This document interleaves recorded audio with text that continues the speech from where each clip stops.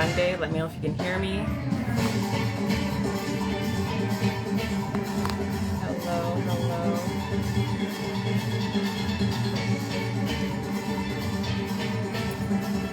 Let me know if you can hear me. How was your Monday?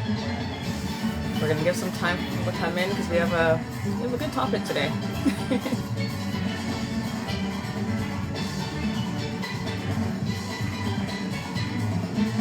Make sure you invite everyone. We want everyone in on this conversation tonight.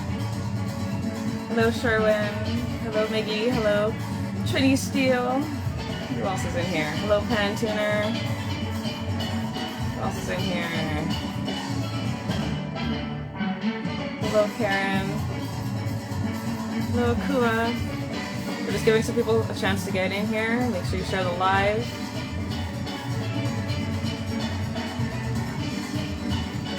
Hello, hello. Give some people some time. Till then, let me know how your Monday went, how your weekend went. Sounds good.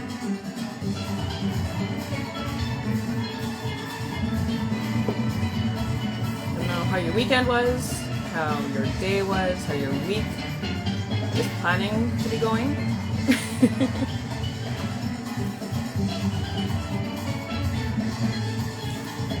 I'm going to share it to more people.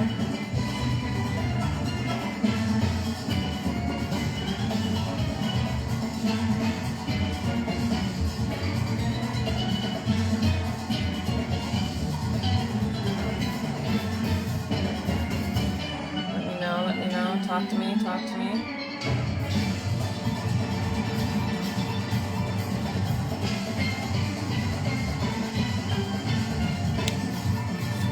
Hello.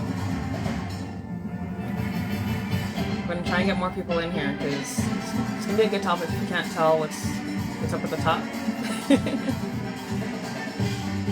And then once we get a good amount of people, I'm going to invite some people inside this chat. Hello, Desi. Hello, Ricardo. Hello, pace setters. Welcome. Talking about how we're going to standardize steel pan. Is it possible?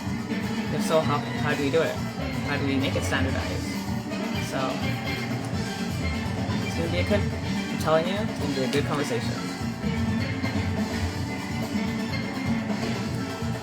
Good evening. Make sure you get your tea, your water. We're gonna be here for a bit.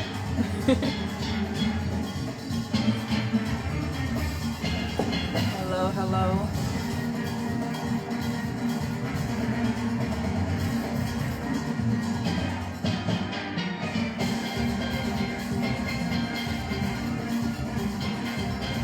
We'll give it another minute here before we get started. Hello. Make sure you share the live. Hello. Make sure you share it because tonight's going to be a great conversation. And I feel like this is a conversation that we continuously have, but I feel like tonight is the night we're going to get a good group of people to have an amazing conversation. And it's open, so wait, whatever you need to say, now's the time to say it. If you have any questions, now's the time to get them ready.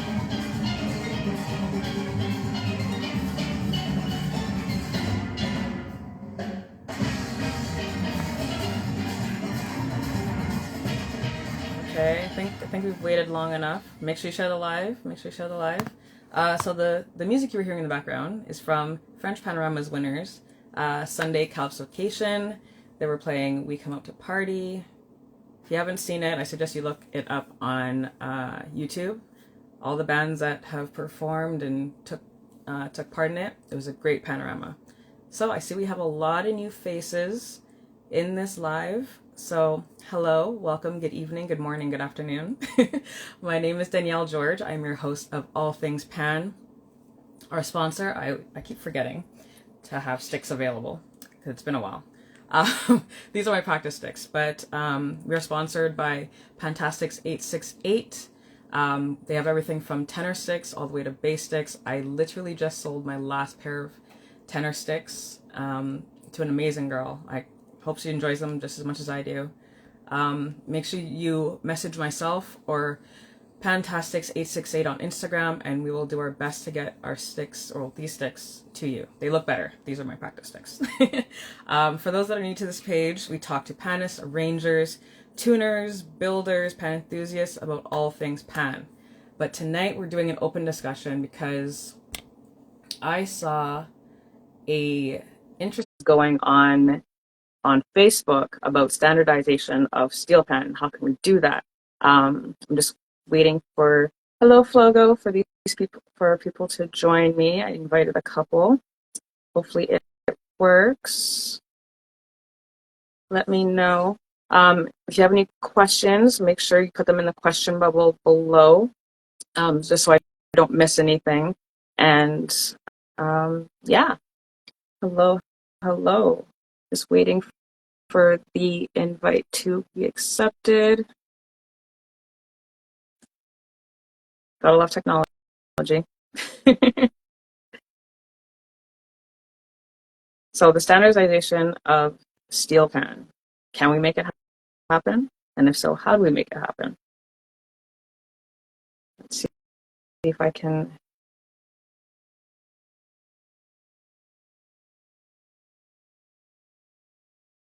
Oh, it's saying you are both unable to join for some reason.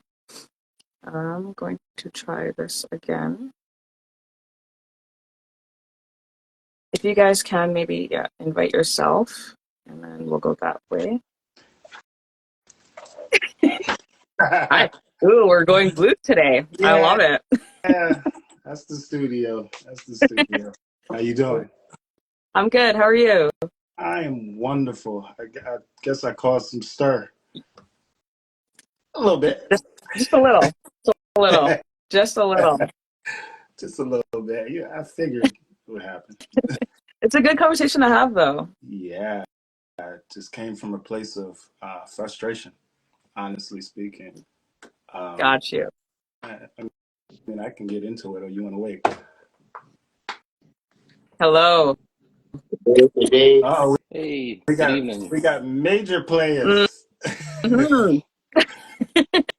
You the one that made this topic come up. We got major players. That's what I like to see. So for those that don't know, we have Mr. Sherwin up at the top. We have Akua at the bottom left, I believe, for you guys. And we have Mr. Ryan. So how are you guys doing tonight? Good. Pretty good. Good. Really good. Good. Happy to talk about it. Sorry? Happy to talk about this, finally. Yeah. It's all because of you. We're blaming you for this. All my fault. I'll take the blame if it starts a conversation. Okay. So do you want to start us off on why this conversation, why you want to put this on your Facebook, and what's made you stir? What made you angry?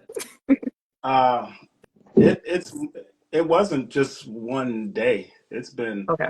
I've been playing this instrument, as some of you guys may know, for over 30 years. I've played in Trinidad, grew up in the States, been playing out in the States all my life. And I went to Berklee College of Music, so on and so forth. I come from a family of panists, from my dad playing and touring with Pan Am North Stars. Mm-hmm. So my dad had always, we grew up hearing about Anthony Williams.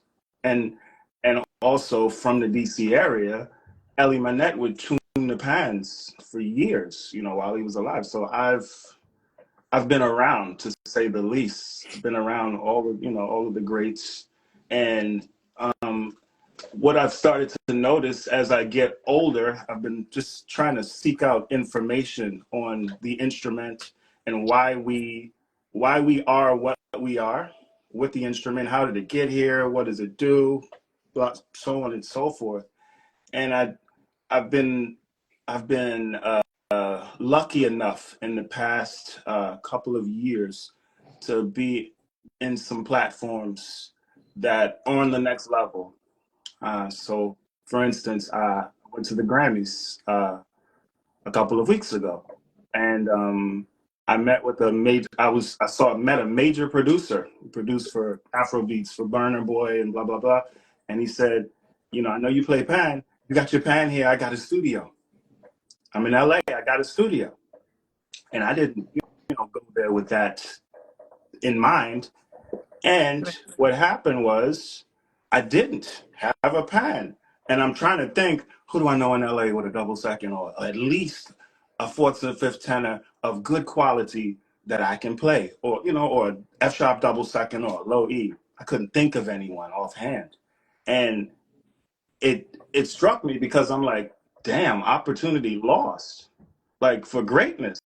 You never know who could be. And then I'm watching this same producer in the studio and his stories, and everybody's coming through that studio. And that's an opportunity that could have been mine. Luckily, with the use of technology, he was able to send me tracks, and I was able to record it and send it back to him. Right. But besides the point. I needed an instrument at that moment, and I couldn't get it. And that upset me. Mm-hmm. The other side of that question is, as I toured for a while with a band, and I would always have to take my double seconds. And the first thing, you get paid. So say you're getting paid $750 for the gig. The gig's in Michigan. United Airlines hit you with that baggage fee right when you get to the gate. $45 for each case. Yes. I haven't even played the gig yet, and that's round trip. So that's $180 that I'm paying. So I'm like, why can't what is it? And that just frustrated me. It's been frustrating me for years. And then I walk into Guitar Center yesterday and I see the hand pan for sale, $15.99. Mm-hmm. I'm pissed, to say the least. Yeah. So that amongst a lot of other things caused me to be like, wait, why can't we get it there? And I've been on tour, and what happened is this was years ago in London, and there was a tenor there, right? But it just so happened to be one of those fourths and fifths tenors you guys might know that starts from C and goes up G, D, E, A, B on the left, to the left, and not the right. Right. And I'm like, why can't we get it right? Why? Because my opinion is Anthony Williams and Ellie Manette have made the voices for the instrument way back in the day. Cycle 5 for tenor, 4-pan, 6 bass, right? So that's been pretty much the layout, and Ellie Manette's double second, whole tone. And we've been I shouldn't say we, it's just been regurgitated in different iterations, but it's the same layout, but everyone is making their own style of that instrument for whatever reason. I don't have the answers to that. And that's frustrating because I can't just drop my hands on a double second and play it. I did. And Ryan, you tuned my pan, and then I played one of the pans that Ryan made, and the video came out okay, and people were like, oh, it sounds great. But I was struggling because I'm thinking, oh, shoot, this F sharp is here. Mine is normally there. And it's frustrating. It always feels like we're starting at a disadvantage. And just the last thing I'm going to say is, just imagine, and I said it in my post, just imagine Stevie Wonder sits at a piano and he has to think about where his G sharp moves to play My Sherry More. Like, if it's a different iteration of an instrument all the time, I just want a standard layout. That's all I want, is a standard layout. I don't care if it's a green pan, if it's a blue pan. Just let me be able to drop my hands and I know where I'm hitting without having to do long math to figure it out. And that's all I'm asking for. And I don't have the answers, but I just wanted to start the conversation. The two pan builders at the bottom want to say anything? I mean, in my experience, at least in the United States, the layouts are pretty straightforward, particularly in universities and high school bands. When it comes to tenor pans, they'll lead towards a low C. If you look at community bands like in New York or DC, kind of the older bands, you'll see low D tenors. And the thing that, in my opinion, the difference between low C and low D tenors is kind of like double seconds to double tenors. A low D tenor tends to have a brighter, brassier tone to it than a low C. A low C kind of has a little bit of a warmer sound. It can still be punchy. Same thing with double seconds, like Sherwin said. The layout is relatively the same in regards to what Ellie came up with the toned and augmented drums. The only difference is, like with the F sharp seconds, I found when you have A flat 4 through B 4 up in the rim, those notes tend to be tight. And so it can be difficult for the tuner to open those up. And that's why Ellie would put those notes in particular in the middle ring versus in the rim. In terms of standardization of layouts, I think the double and triple guitar have the widest configurations of layouts. Basses and tenor basses are kind of straightforward, like you said a minute ago. In terms, in my opinion, on how you could try to standardize it, it really boils down to the builder and the tuner. It boils down to what kind of tone do they want their instrument to do. So when Sherwin was talking about when I tuned his double seconds, the one thing I noticed on his particular set was, what was it, A flat 5 and B flat 5 in it, like in the middle ring. I put my A flat 5 is in the middle ring, but my B flat 5 and B 5 are in the center. And so I could tell that kind of messed him up a little bit. And, you know, there's some builders that will put the A flat in the center, and there's some that will put them in the middle ring. It comes down to, you know, the builder's preference in terms of how to pump out a good quality item. And then on top of that, it's kind of hard for a pan maker to decline a particular layout if the client wants it. You know, I try to stick with one layout. Since I came from Ellie, the majority of my layouts are all from his layouts and note ranges. But have I had someone ask me to make like low F sharp seconds? Sure. Have I done it? Yeah. Is it the normal layout I'd like to do? No, but again, on the business side, sometimes you got to do what the customer wants. But at least in the United States, like I said, with leads, it tends to be more low Cs. In double seconds, it tends to be low Es. Guitars and cellos are where it's kind of like back and forth between Clifford Alexis, Ellie Minette style, and then even, I don't know what you would call Trini style, I guess. There's like 3 notes in the center. And then basses are kind of the same across the board. Yeah. What are your thoughts, Akua? Yeah. I think to bring context to the conversation, I mean, let's as Sherwin is saying, the lack of standardization. I think we have to go to the top of the story, where what caused the different layouts in the first place. You know, I definitely agree with where we are today. I get your frustration, but I think more than ever we are heading in the right direction. I think just as Brad just said, there are more standard pans now than ever before, right? But to start the conversation from the top, when Steelpan was booted, these guys were very secretive with what they were doing. They were secretive with their repertoire. They wanted to at least maintain a certain level of secrecy pertaining to the other bands that were in existence. So you will find guys switching up their notes. That's because of that, because they don't want one person from an area take their repertoire, take their song for competition and go and share it to the other band. It was all about coming to drop the bomb on the other band and that sort of thing. So that's where the pan came from. So I get the frustration of lack of standardization, but once they get the full story in the picture, it gives context to why we are where we are today, right? You talk about Ellie Manette and Cliff and these guys who would have brought a significant amount of strategy and standards towards the instrument, the first and fifth tenor, low E, low C, the high D, F sharp seconds, low E seconds. The fact that we are saying these things and we all could relate exactly to what we are talking about, we are heading in the right direction. Like you said, in the States, one thing we realized from Midcoast perspective is that there's a low C in the guitar rather than the low C sharp that we accustomed playing using in Trinidad. And that is based on the customer wanted to see a simple C scale and have it from the lower octave go all the way up to the high octave. So the push to teach it, because for me, I'm more on the other side than you, Brad, is more the customer end too, which will kind of drive what is necessary to standardize.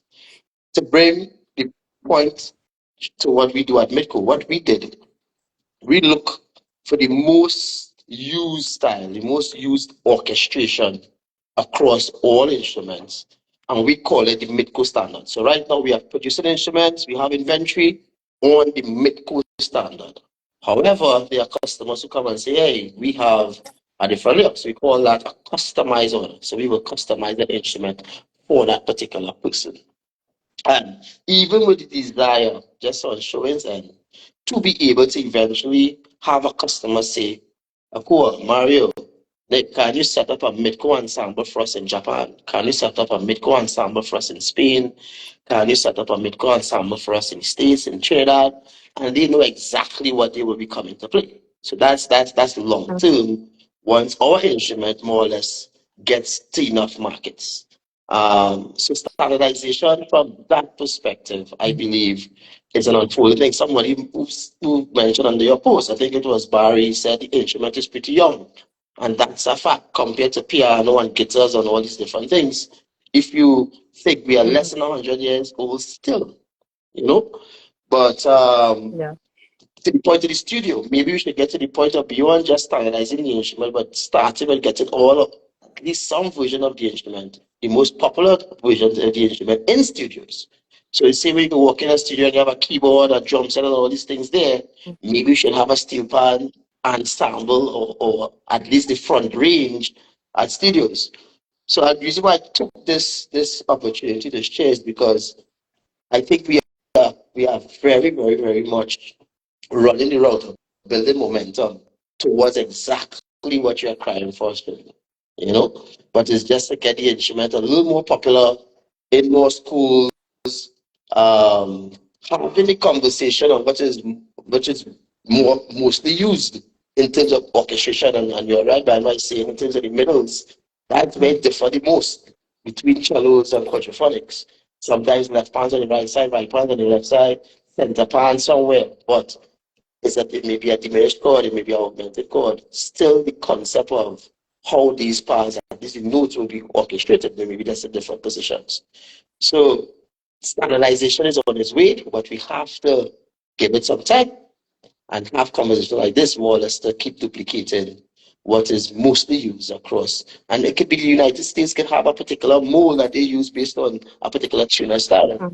Same thing can happen in Trinidad and vice versa. So it's exciting, but I do think it's frustrating on my end. I more see it on a positive end where we are headed down the right road. First of all, it's a pleasure to meet you finally. Same here. um, Same here.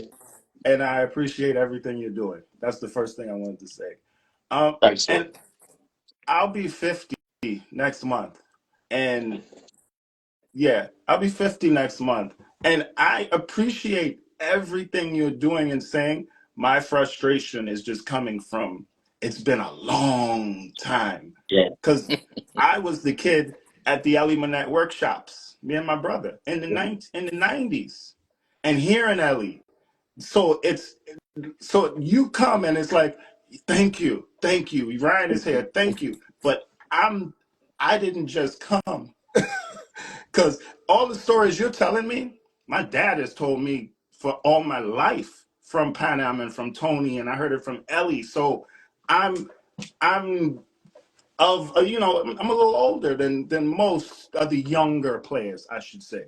So Mhm. that's why I think that frustration has hit me, because one thing my dad would always tell me, boy, when Pan make it, all are we rich.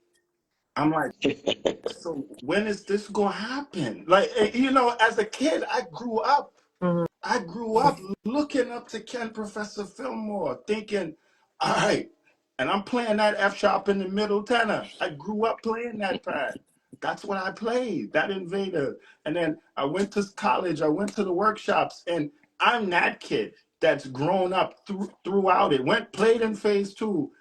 No Boogsy, he's God to most pan players. So that's where I'm coming from. So my frustration is now I'm getting myself into spaces where I'm on tour or I'm in a studio and I'm going to a jam session and I'm watching all of these piano players, guitar players, drummers, everybody play and just get off the instrument. The next person gets on. And I'm there with I got to lug this pan everywhere, and it's frustrating. And I appreciate what both of you are saying, but that's where I'm coming from. And my other point is I watch Shark Tank. I'm not sure if everybody's familiar with Shark Tank, but Very much. I'm always thinking to the stars, and it's always, how do we scale? How do we scale? Does Yamaha get the pan? And there's an R&D department, there's marketing. Money isn't an issue. Then we're selling 1,000,000 pans a year. Right now, we want to chrome a double second, and Ryan, you're giving me a price because it costs X amount of dollars to chrome one double second. I bet that price is different if you're trying to chrome 500 and that, or 5,000. So when it's like I have a 4-year-old daughter, I have an 8-year-old daughter. So she grew up, she was born, and then I took her from she got to be 2. And it was like, I can't do anything else. I can't teach her anything else. I have to put her in school or daycare. If you guys follow me. And I almost feel like that's where we are. And this is my personal opinion. I feel like that's where we are with the instrument right now. We need Remo or LP, someone with unlimited funds and scientists and all of that stuff, research and development to take us to the next level, to get us over the finish line. And it's not saying that you guys aren't doing the work. And I appreciate what you're doing. Believe me, I do 100%. But I want to see a pan in every household like a guitar. Like, Daniel, if you understand what I'm saying, I want to look. Like, I want to look, and then I want to know that if I come to your household, I can hop on that pan and play it. The same way I can play this keyboard here or the guitar, any instrument that I have. I want to be able to do the same thing, and that's really my thing. Because if you go to a store to buy a suit, if you go to Macy's to buy a navy suit, you get a jacket, a pair of pants, and maybe a vest, right? If you want the custom Ralph Lauren suit, you can go to Ralph Lauren and buy that, but you pay for it. You pay a premium for that. So that's what your thirds and fourths tenor like Liam plays is. That's your premium. But there's that custom suit that you buy. I just want there to be a custom suit so that my 4-year-old daughter can learn to play and know that when she goes to college, when she goes to high school, she's still able to play that same instrument. That's all I want. I feel I'm not, I don't want to, you can make your pan green, you can make it blue, you can do whatever. You can make a elementary school series versus a professional series like we do. But just give me a layout that everybody follows. What's your layout, Brian? What's your layout, Sherwin? Is it the F sharp or the low E? I mean, I've played both, but the current pan that I play by Calvin Levy is a low E. And then I have a D tenor here. But I mean, for me, it doesn't make it. And Steve Lowry asked me, it doesn't make, if there's a pan that we all decide is that one, we go with it. I'm not like, no, I'm not playing anything else. No, I'm for the advancement and the evolution of the instrument. Because if it advances and and the evolution happens, we all are in a good space. We all are. I went I'm to just Berkeley. I'm thinking that sorry. your double Go ahead. seconds is most standard. I mean, the F sharp or the low E, as far as I know. believe, I'm not sure what on Brian's end, what's the difference in your double seconds, but to me, that's the standard double second. So, The I E mean, or the F sharp. yeah. And I'm the okay Leo, with, for me, that is range. That's not layout per se. So the same way Grover Washington plays in tenor, saxophone, Kenny G plays a soprano, the fingering is the same. That's where I'm talking. It's so right. if you're on The a layout low for the E, double seconds you're talking about, there are different layouts in the E and the F sharp that you have run across. That's what you say. yes. Mhm. And there's different Okay. layouts in a D tenor versus a C. I've seen different layouts. I've seen the low C go all the way to, I've seen it go to E in the middle. What's that? E4, It's E5, E5 in the middle. E6. But E6. And then E6, I've seen yeah. it go to F6. And I've Yeah, seen it do that. And that's correct. Yeah. then I've seen D's go just to the E. And Go I'm to like, F Right. sharp, yeah. yeah. So Some it's goes to like F sharp. these guys made these. I shouldn't say. I'm sorry. I don't want to offend anybody. It's like we're making iterations of something that was already laid out Yeah. to Yeah. say Right. that we have our own style, and that's where Ellie laid it out. Tony laid it out. We're just making other iterations, and that's where so we're all playing custom instruments. Everybody is playing a custom pan from whatever tuner or builder that's making it, and it's tough. I hear you. I don't think it's that drastic from where I sit, to be honest, because Okay. 90% of the persons who purchase instruments is either a low C that goes to E6 or a D that goes to F sharp 6. Okay. Right? There's one or few soloists who wants an extra F in there or extra F sharp in there, that type of thing, but 95% of the customers get that standard layout. But again, it's the momentum of that to get to the masses. But I do know of soloists who have a normal size $55 drum and they're starting at low A. So I get that as well. I mean, yeah, I get that as well. Victor plays an oversized pan, But but that's it's again, oversized. Yeah. that's range. So that's Yeah. for me, that's like an alto sax versus a tenor versus a soprano. So that Mhm. makes sense. Range makes sense. I'm okay with that. It's just layout or fingering. Mhm.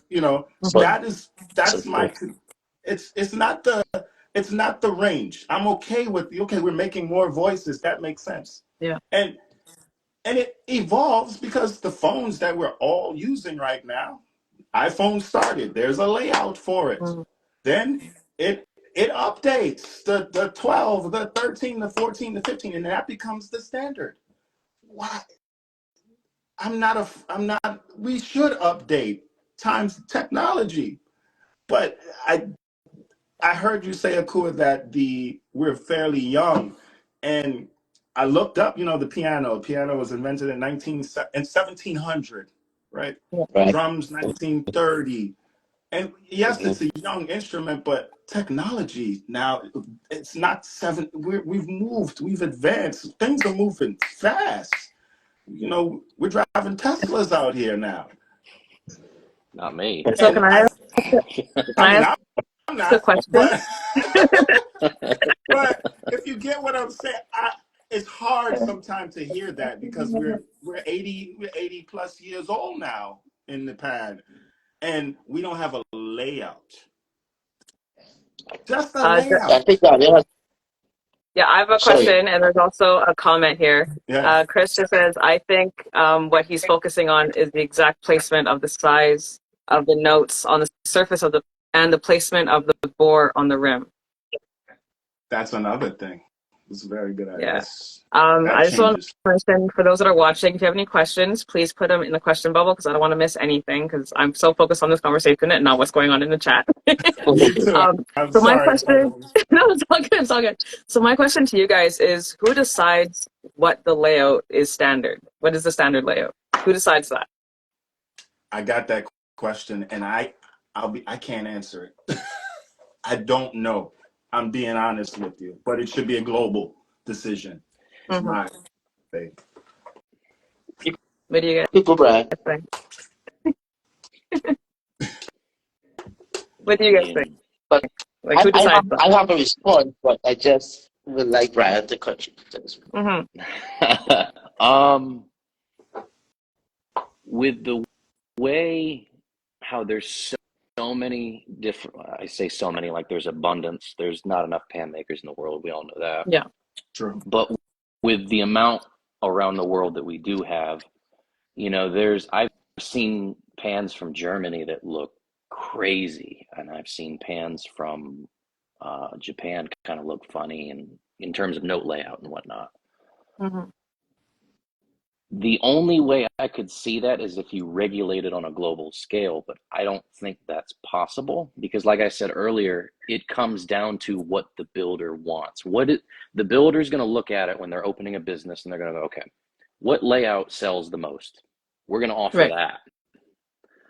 For a premium price, I'll make you a custom layout if you don't want what I have to offer. But Mm-hmm. in terms of the standard production drum, this is the layout I offer. So like low C tenors, I'll take it up to either E6 or F6. It depends on how much space I have. By default, I'd go to E6 because as a pan player myself, I never go up to those high notes. It's nice to have them there. But if you're playing in a band, you're not going to hear somebody play F6 in a band unless if they're soloing and everybody's like quiet. Mm-hmm. But in terms to get everybody on board, I mean, you'd have to have a huge meeting with builders and tuners around the world and try to find a joint consensus. That would probably be the biggest step you'd have to. I don't know how that would come about, how the invitations would be sent out, where it would be held, would it be online or in person? It's kind of like NSBE, National Steel Band Educators Association or Mm-hmm. Ensemble. It has to be set up something like that. I feel like if you want to go in that direction, even though like I agree with Akua saying, standardization, it's getting there. Because like we were saying before, tenors in the United States, at least, the majority of them for new pan orders are low Cs.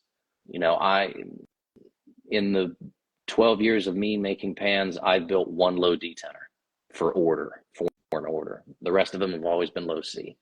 For double seconds, 95% of the time, it's a low E double second. I did a low F sharp one time.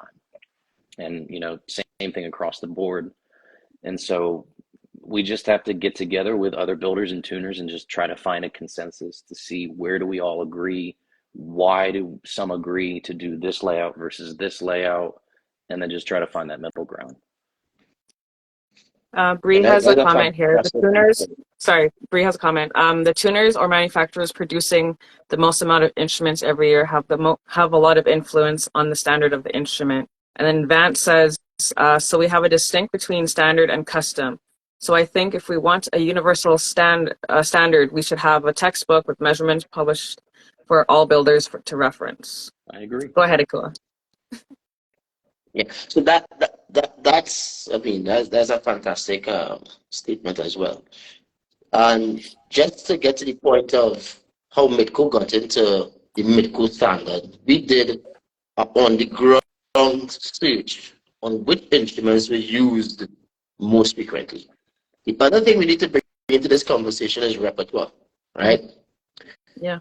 Let's use a band, a random band, let's call it a band, let's say Massey Trinidad All Stars. And they have been using, let's call it a random pan, a seconds and thirds pan from inception.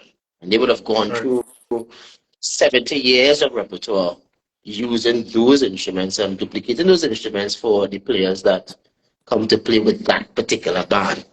All the fourths and fifths and whole tone is making its way as a standard. They will maintain their standard because they want to maintain their repertoire. And I think that's something that's happening around the world as well. Maybe someone have gotten the old Invaders tenor as their instrument.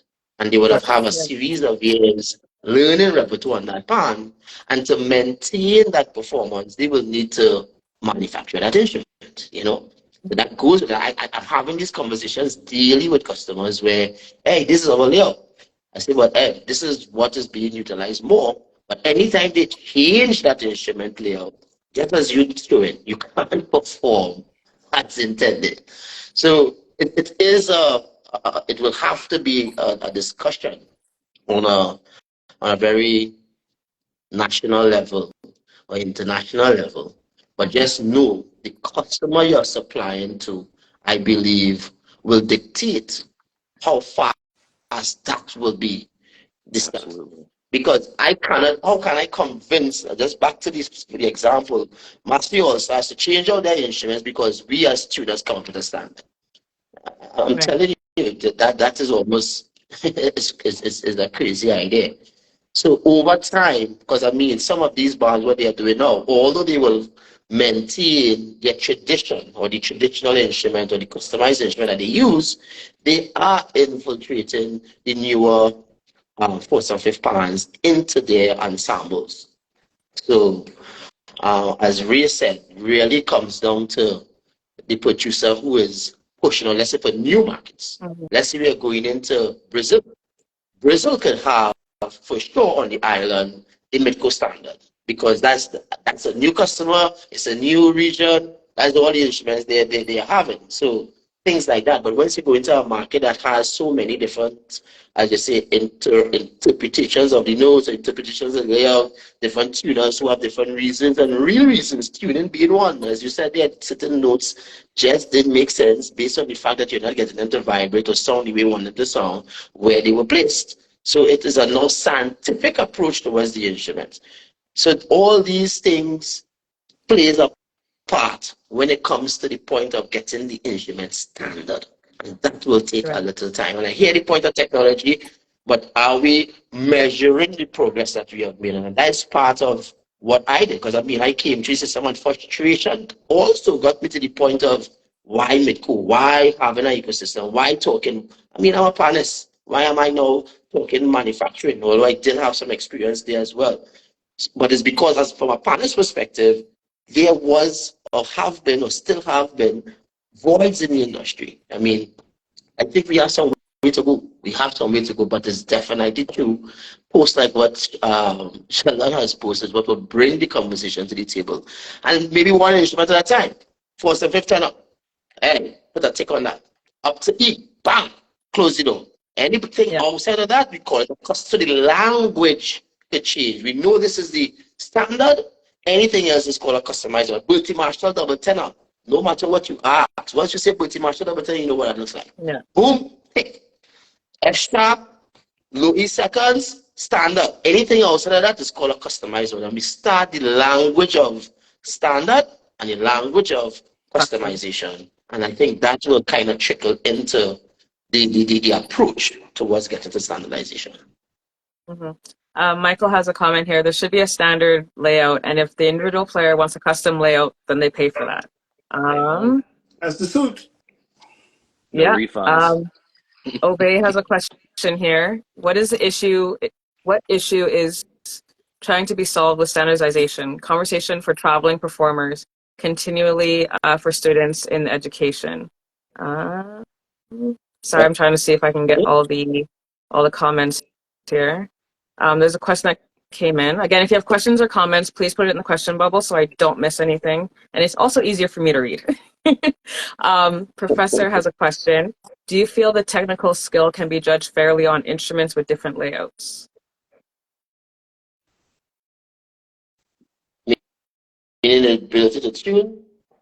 I guess so. Like Professor, if you're tonal still quality? in the room, can you please kind of elaborate on that? Ron, that's a question to you. I What I mean, did want to are say, wow, they are they okay. asking, sorry, are they asking like tonal quality, like judging that? I guess. I need them to elaborate the question a little more if they Yeah. can. Well, while they wait, um, it might be an unpopular opinion, but at this point, I feel like I need to say it. And I respect everything you're doing, Akua. And I know where you come from. I see your heart, literally, because I've seen what you have done. But unfortunately, what's been happening is we've been waiting for the powers that be, and I'm speaking for myself, because All Stars doesn't want to change their pad, or Renegades doesn't want to change their pad. We have to wait. And the thing is this is a global thing that shouldn't dictate how we progress and evolve. If you understand that, because that's what's happened. It's like, okay, Pan Trinbago, everybody is like Pan Trinbago, Pan Trinbago, and I'm like, Pan Trinbago is a body in Trinidad. That Pan Trinbago, that has nothing to do with me. and I appreciate what that body does and all of that, and all of those bands. Come on, I know everybody, and I appreciate it, but it doesn't affect me. It doesn't affect a lot of other people, and it's almost like you're at the beck and call of what's going on, and then when it's not happening, or if you say something, you're vilified. But at this point, I don't care.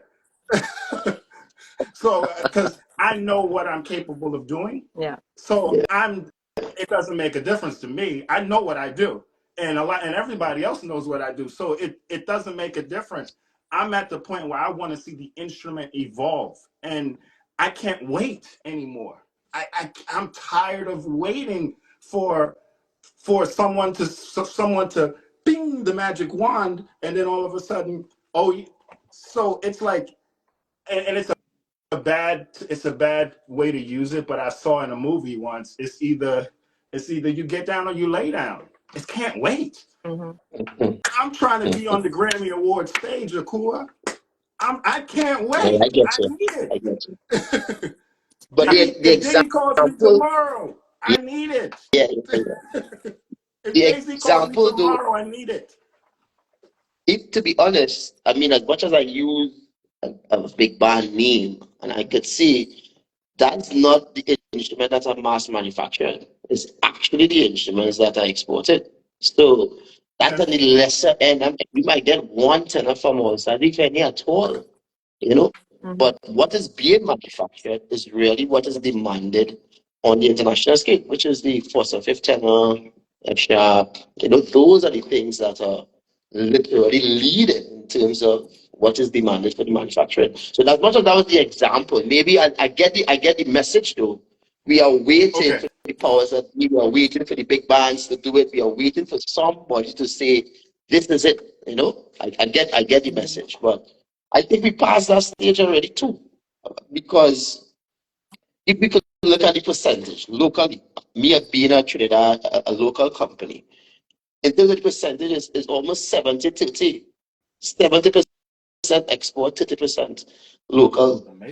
So the demand is literally beyond the borders of Trinidad. So as I said, the customer is now driving what this and you being that's in this vague explanation, the customer.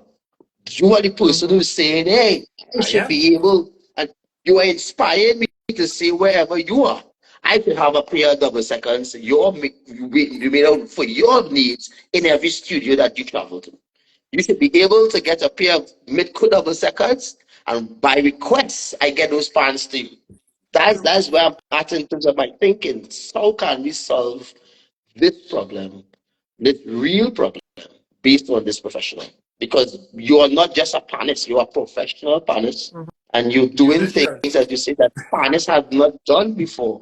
So that sparks things in my mind. So that's the response to that. So I think we are way beyond just what the bands and the institutions are doing. It's the science behind it, it's the research and development, it's the investment. Because whenever you come to Trinidad, you should take a visit to where we are. It is necessary in this time and age to take this thing seriously. It is necessary. And another thing I must say too, because this is the first time meeting Brian, we are so small as a community. Tuners and builders are almost to the point of when just before the comment hit the world and all the dinosaurs were destroyed. That's how rare tuners and builders are. And it has to go beyond me being a tuner and builder or me saying how many tuners and builders we are building out. How am I now creating the legacy beyond myself? Because Eliman had created a legacy. The Alexis, what legacy am I creating beyond their legacy? We have to go into training, and that's where the fraternity needs to focus a lot of energy on, is building on more artisans and craftsmen, and then making the industry seem valuable for a career. Because it's just the point of a play part of a panorama, that's it. Or it's beyond that. It should become beyond that. Yeah. So That's a whole next plenty, conversation. you know. Whole So next students conversation. and builders in as much as we can, every state, every country. I mean, even here in Trinidad and Tobago, we should be sending tuners out of developing tuners like how Brazil has developed footballers. And Yeah. that is where the persons with the skill set really has to see themselves as mentors and start apprentice program. Anybody around the corner who just has an interest in singing a drum, we should be pulling these people in, giving them internships, giving them stipends to come and learn, because that's the only way we could even support the industry to where it is. That's the point of when you say about expansion and all. With all this skill set, there's no way we can go in terms of scaling. Yeah. Sorry, just going back to the question that we were trying to figure out. He commented in competition, if you and I are playing in the same song with different layouts, one song may be easier or more difficult to execute. What was that? In competition, if you and I are playing the same song with the different layouts, one song may be easier or more difficult to execute. I think that's all down to musicianship Took the words and off. how well you know So and that's how a you know your statement. layout. It has nothing to do with the different layouts. Yeah. How good do you know your pan? Like, it comes down to that. Yeah. Bree has I think it's a comment here. The level of musicianship from before is not what it is now, since a lot of these pan men could move on to any instrument with multiple layouts and perform with ease, which is very impressive. And Yeah, but then that's not people, pushing the needle. That's not pushing the needle forward. Sorry. I okay, appreciate it, but that's not pushing the needle forward. That's not that my 4-year-old daughter don't need to play 7 different tenors. We're trying to push okay, it Right? You forward. just need Evolution. one. You just We need one. won. yeah, yeah. I shouldn't have Obey, I shouldn't have to do that. Stevie doesn't do right, that. Stevie plays the same piano all the time. George Benson plays the same guitar all the time. yeah, We shouldn't have to be superhuman. I mean, Yes, I can do it. I've played 10 different double seconds. But I went to Pan Masters the other day. Played Vance's double second, which is made by Joe Schema, played a Ellie, played a Birch, and it's 4 double seconds set up, and none are the same. None, not one are the same. And it's frustrating. I think, like going back to what Akua said, as he's doing the mid-coast standard by giving out the same layouts to new customers, I think time will filter out all the older layouts. It's just taking a little longer Yeah. because, like we said earlier, Pan's not that old. It's not even 100 years old yet. So you've got all these older layouts where somebody's great grandfather played that layout growing up, so their grandson's now playing it. Now their grandson wants a new drum and they're requesting a builder to make that layout. That's where it's kind of holding itself back. But I do think as pan makers continue to make between 1 to 2 layouts per voice, or to offer that, it'll slowly filter out. And then you won't be dealing with 7 different tenors, 4 different types of double seconds, 3 different types of double tenors, and so on. It just takes time. yeah. The cycle through. Uh, It's a cycle, the cycle of life, like the life of the note layout, gone. Like when I worked in Ellie's shop, I was there for 8 years before I moved back to Virginia. In the 8 years I was there, 2 orders for invader leads were made. Just 2 in 8 years. Same thing with double tenors. Double tenors are not a really popular layout in the States, at least. We'll get maybe 1 or 2 double tenor orders a year. But Invader, I never built one. I've never built an Invader lead, not there. And so, like what I said a minute ago, the layouts, they're slowly just kind of fade out. They can be kept for historical purposes, Yeah. Like the Invader lead. Ellie invented that, towards the beginning years of Pan and whatnot.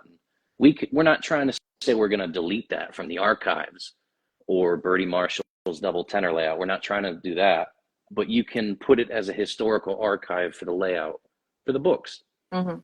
And there will be individuals in the present and in the future that want to play and learn those layouts, and that's where the custom pan order idea comes into play. So, pan makers will have a standard layout, for tenors. I can build you a low D or a low C. That's it. I don't do invaders. I don't do low A's. If you want a baritone low G, we'll talk, but that's going to be a premium because that's on a bigger barrel and costs more and all that stuff. Yeah. So we can leave the opportunity to make custom layouts or older layouts, but you want to try to product push the standardized layouts. Yeah. And if they ask why, you go to the explanation, like, what's the fourths and fifths tenor? It's the circle of fifths backwards and upside down. It's the master key to all of music. You can literally decipher anything on a tenor, anything. You look at an Invader lead, no, it's different. But yeah. I just think in Andy time, not to play that. that's what I'm saying. Like Andy grew up with that, so he's gonna like to play that. It's the same thing with his double seconds. Andy's got like 6 sets of seconds, 3 sets of guitars, basses are all over the country, but he sticks to one layout for each one. Right. But with the Invader, the older pan cats and the OGs, they're gonna play the Invaders if they put, like Ken he always played the Invader pan. That's all he played. And so I see these unorthodox layouts that you come across just slowly fading out as more and more builders like Midco or myself or Gil's Pan Shop, all of them start to keep pumping out the same layouts. So it's just going to filter out. I can understand your frustration though, because it's like you said, you've been playing pan for almost 30 years or so, longer than that. Yeah. And so you're like, I'm turning 50 and this, we've been talking for 30 plus years about this and it's not moving as fast as you want. It's just time sometimes takes a long time. Imagine Robert Greenwich though, or Len Boogsy Sharp. Look how long they've been playing. Everyone here knows that you can stick a pan that you just made up to give Boogsy to play and he's gonna play it. But he shouldn't have to. That's all. Yes, he's superhuman, but he shouldn't have to. Right. It should be the same thing. And that's just where it is. It's just the context of how it unfolded. But True. just in terms of, as you said, so we have the mission. Let's get in terms of the mission of Midco. One of the missions of Midco is panel schools around the world. Panel schools around the world, and there's an ensemble package. We're not just talking what pan you want. So we're giving you a small ensemble of 10 pieces, or we give you a medium ensemble of 16 pieces, right? So this is your new space, that's your ensemble. So that's one thing. If pan gets into schools, that, just as you said, persons play a particular instrument, maybe they could request, maybe a community band is formed, and then that is duplicated over time. Because no way the Midco standard will become the standard anytime soon. As I said, there are so many pans already on the ground, and there are so many other builders and tuners who are in existence. But I think momentum will come once we start ticking the boxes on what is most frequently used and take it from there. I mean, I think Vance had a question in the chat to me, and barely see I'm missing a lot. So. Yeah, me too. Sorry. No, it's all good. Again, if you have any questions or comments, put it in the question bubble below. So again, we don't miss anything. Ricardo had a question. Ryan references tonal quality and tonal quality. What part does the layout play in the harmonics of the instrument and by association tonal quality? Well, it's like I said in the beginning, the difference between a low D tenor or a high C tenor, some people call it one thing or another, and a low C tenor. Low D tenors tend to have a brighter tone. And because of that is you're not squeezing space, you're not stealing space in the rim to put two more big notes in there. So that means your rim notes are more adequately sized so you can get all those overtones like second octaves, second harmonics, overtones like 5 and 6 times the fundamental frequency. And so the same thing with like F sharp seconds. When I was talking about how like A flat 4 through B 4, so the high notes in the rim on that note, on that pan, those tend to be tighter so they don't always resonate with the low note. But if you put those notes in the middle ring where the metal's a little thinner, you allow that node to vibrate more freely, because the higher the note partial is, the more vibration is needed for the note to speak. And so in terms of tonal quality, F sharp seconds tend to sound a little brighter. Low E seconds tend to be a little warmer and richer because they've got that lower note. So like the E4 is pulling some of the low brightness from the E3. And the same thing with like a low C tenor. Why they sound a little warmer and darker in tone is because when you hit C5, you're resonating C4. So you get that lower hum to resonate with that note. It's all about And then people. that and whatever harmonic overtones the tuner puts in the note. So like some tuners will put fifths or 12ths or ninths or a flat third, that's another conversation in terms of standardizing harmonic tuning.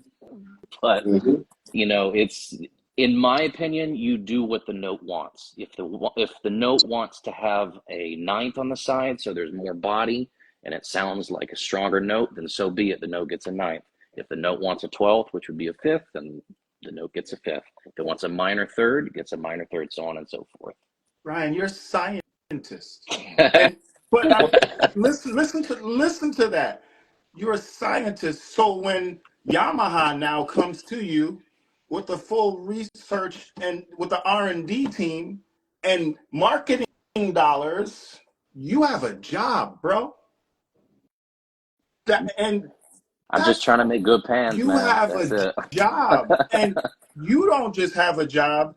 Everybody that's coming out of Midco has a job. This is the ground floor, and that's what I'm thinking. I think. Go ahead. Sorry. This is Shark Tank scale that we need to sell 1 million. You not tired of selling 4 and 5 pans, bro? Physically tired? Yes. Do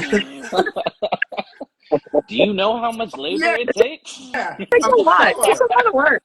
I'm talking about a year. In terms of, the issue with what you're talking about, I'm all for it because you're talking about mass production.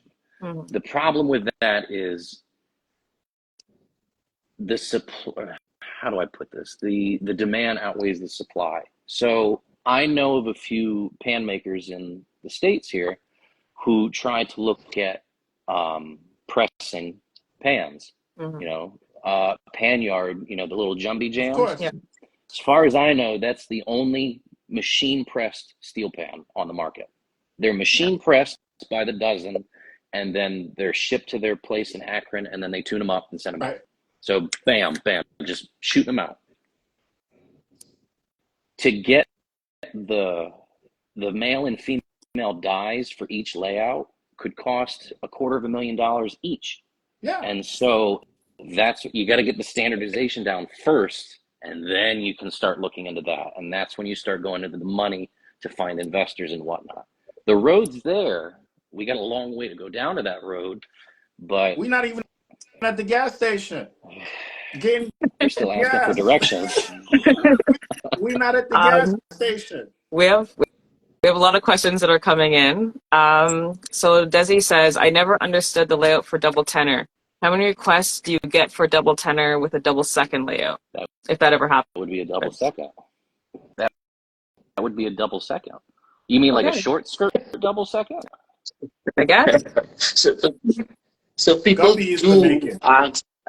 That's exactly what they do. They ask for a short skirt double seconds. Yeah. So we talk about functionality in terms of range, because a double tenor pan will play the harmony for the melody. Okay, so functionality is that. But some bands do use this short skirt double seconds, but there are some bands who actually uses the working mark for double seconds, which is a confusing layout.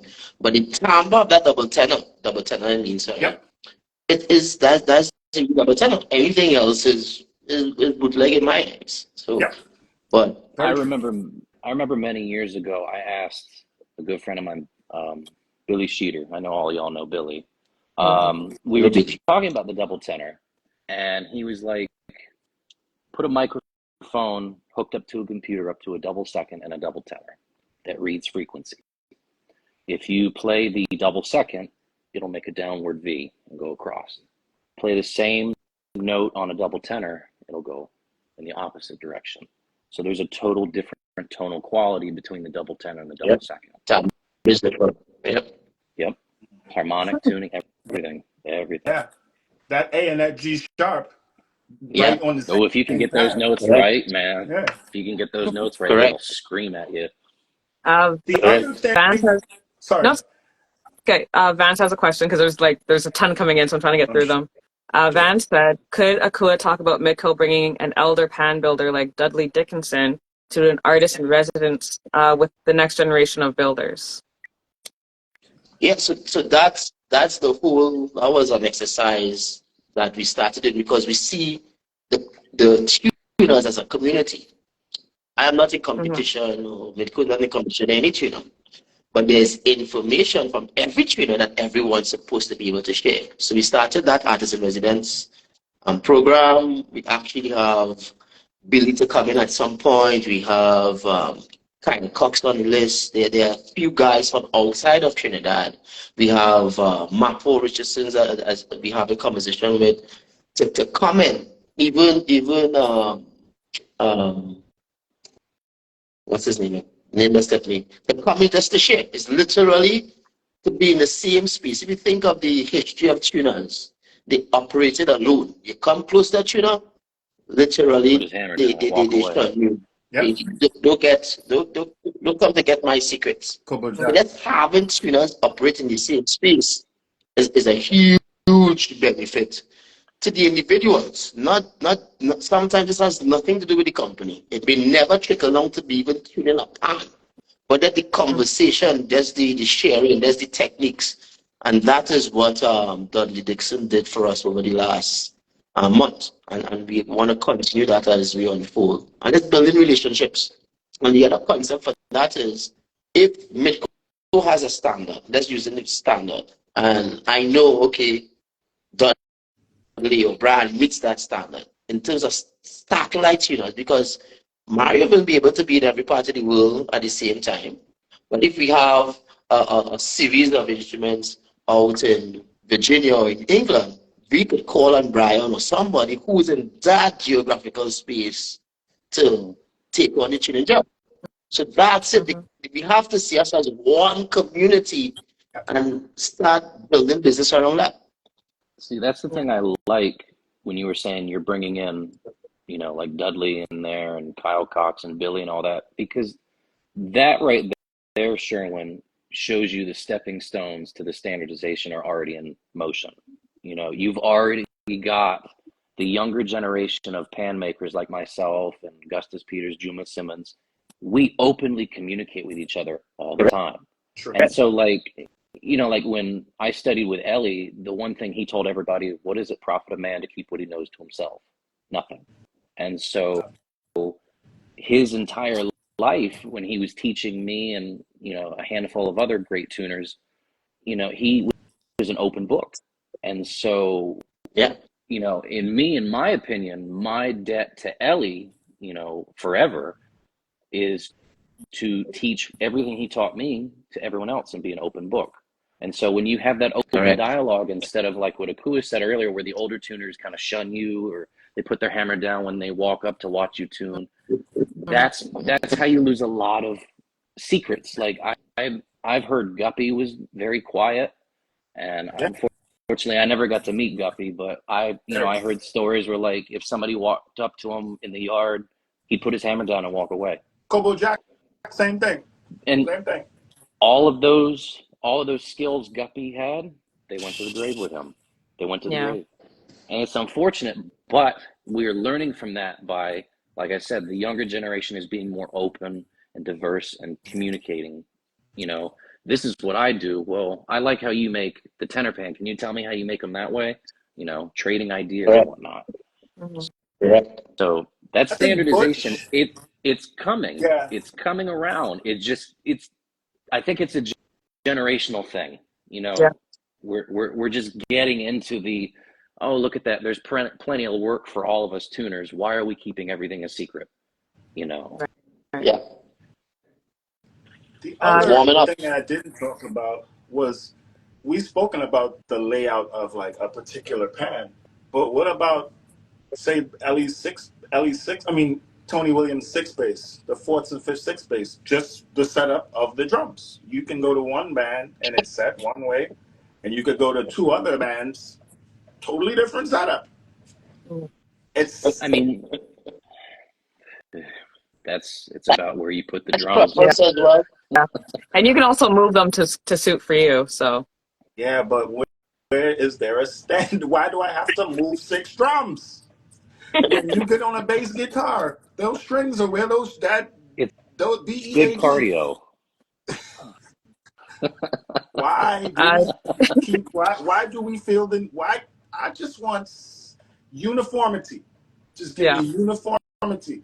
And that answers demand, supply. That answers because once we have uniformity, there's information. We can get it out there. People are seeing it. It's the same thing. Hmm. We just need uniformity. And once we do that, we're gonna shoot for the stars. I think it's getting there. Shay, what I I just will think say, it's just taking a little time. and I still think as well we are expert because you're talking from a tuner's perspective. Let's just say we have F and C in one bass band, we have G and D, we have A and E. All that is good, but I want to Right. put my F on the left front and my C sharp. You know, Hmm. those things are still experimental, even from a musician perspective. It has nothing to do with the build that you know. We gave them the Right. normal fourth and fifth label. But as a player, it's easier for me to play the chromatic left, right, because I came from playing a tenor pan. Or it's easier for me to play the chromatic up, down. You know, these are just, I think we in that lovely age. I mean, I think we are fortunate to be in this age where we are right beyond the evolution of the instrument or the invention of the instrument and where the instrument could go.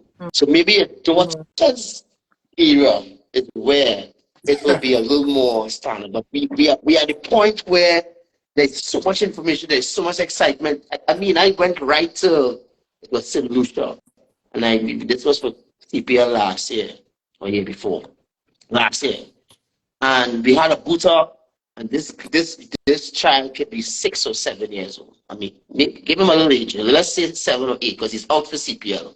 And he's on the greens, and we are playing a simple song. And his face turned pale. And he said, "What sorcery is this?" He's from the Caribbean. And that comment was literally because he never heard pan before. So I took him at the pan, I showed him Twinkle, Twinkle, Little Star. This is a Caribbean boy who is interacting with the instrument to me for the first time and is blown away Right. by the sound. There's nothing, there's just, this is impossible. You understand? So we are, I mean, right around the corner from Trinidad, right in Venezuela, there are people who haven't seen pan before. Hmm. And we are across the ocean, you know what I mean? So it's still young in that sense as well.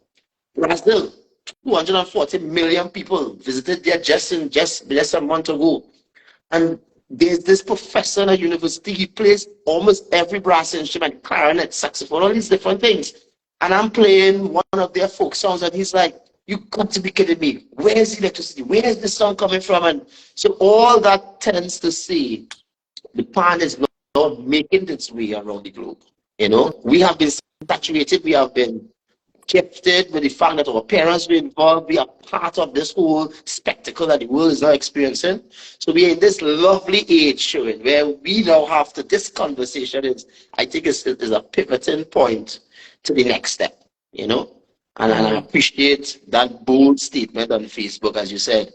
You ain't asking nobody to tell you what to say and do. You know what you could do. Yeah. Yeah. Trini Desi's, just his first comment was, I have a double tenor with a double second layout with the same range as a double tenor. It has a different sound than a double second. Yes. That's good. And then Chris just said, that's an information issue, not a standardization. Guppy made some, and they were good. They were good. I still like the double second one. Mm-hmm. And then The double tenor, but double good tenor. commercial. Yeah. Tommy Critchlow always said, knowledge is something you can give and still remain with. Thank you, Of course. If I have a candle and every one of you all just have a wick, I could light all of your candles and my fire is still burning. So nothing wrong with sharing. I think it's the multiplier. The art form will die if you don't share. Exactly. Correct. It's just We just So have we come to the conclusion on how we're going to standardize? Yeah. Yeah. so Danielle, you'll set this up, right? You'll set up the conference. Man, that's the goal. Set up the conference. That's definitely Yeah, that's someone. Yeah, go ahead. so that's it. I just more or less agree with my colleagues. Mm-hmm. Someone sent me a little booklet earlier online saying it came from the Ministry of Education, and it's like approved specification for instruments of the school band ensemble. And what it is literally what each pan should look like. I can put it on cool. my. Sorry. So part in school, sorry, I think we have a little delay. No, you can go ahead. Go ahead. Yeah. So the pan in schools unit in Trinidad for our school partner, primary school category, all the schools play on the same layout. So that's something, there's a standard layout that when it had an exercise unfolding, all the plans would be the same way. And they exercise that by, there's one ensemble set up in the savannah, and you're literally just moving kids to and from that ensemble. Maybe you change out a tenor because you know tuning is a big point to play. Because after, and I'm using the word bang loosely, after someone plays those pans and is the excitement of the festival, those pans can get out of tune at the same time. So there's that problem as well. However, they do move a mass of kids across that stage, utilizing the very same ensemble setup. That's happening right now. when, for instance, my dad. So let's go back. Pan Am North Stars traveled, but my dad, boy, we traveled. We bring 35 players. Yeah, you were sponsored by Pan American Airlines. You know what it is. You know how much it costs to ship ship full 2, 3, 4, 6 base 4-pan cello double second. What plane are you using? Are there any other people on this plane that have luggage? Like and that's one band. So I'm always like that. That doesn't happen. That doesn't happen. Renegades came here the other day. They had to bring all their pan. I'm like, wait, wait, like why? Those pans should be. We should be able to get those pans here for them like that, because you can't have a world tour for a steel band. Think about it. You can't do it. How are you shipping those pans? How does that world tour happen? Cargo. It can happen with front line, but not background. Yeah, you can take out the G-pan as well. I mean, it's always an oxymoron because you standardize the G-bands, but then they're pretty heavy. So even as the director, when I was the director of NSSO, that was a big factor why we didn't travel a lot, because it was extremely expensive to freight the instruments. Mm-hmm. And then there's another scenario, Siddiqui sticks on steel, and I'm sure some other community bands do it, where we will travel, but the very first time they went to World Festival, they left the instruments there. So we have an ensemble set up in the States. I mean, the idea is to have an ensemble set up on every major continent. And then you move people around, even with a tuner.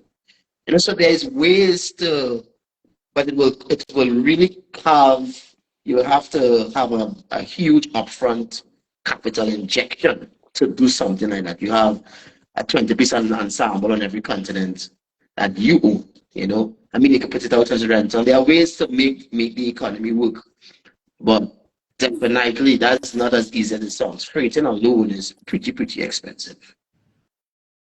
Gotcha. Yeah.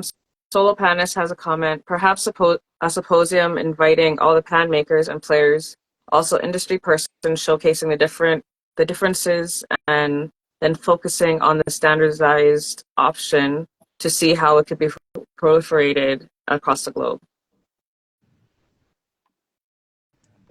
I'm sorry, you got to repeat that for me. Repeat it? That one. Okay, no worries. Yeah, I didn't Okay. hear you. So Solo Panist just said, perhaps a symposium inviting all the pan makers and players, also industry persons, showcasing the differences, and then focusing on the standardization option or standardized option to see how it can be proliferated across the globe. So Solo Spanish is the person name. Yeah. Yeah. Okay. Yeah. And then how you guys like that comment? You're absolutely. Yeah. Yeah. And then Uncle Wiz just said, well, that raises a different question. How are you teaching the youth to play? We don't have to bang anymore. Mike's works wonders. True. And then Andre said, BP Renegades is a brand by themselves. I say that to say that the tonal quality of their instruments have a huge part to play with that brand. We don't possess the same quality of instruments. Of course. Yeah, but they can only do one show at a time. Because after they left DC, if they had to continue that tour, Mm-hmm. it's just not it's not feasible on a long-term level. I understand exactly what he said. Like, they have a tonal quality that makes them who they are, but how do we get it? Logistics of it. Yeah, the logistics just don't work, and that's the It's a nightmare. That's the issue. The logistics of and not even renegades, but just to travel with full 55-gallon oil drums, 6 and 7 and 8 and 9 sets of 6 bass, or say you have 4. I think I saw renegades with 4. How is that?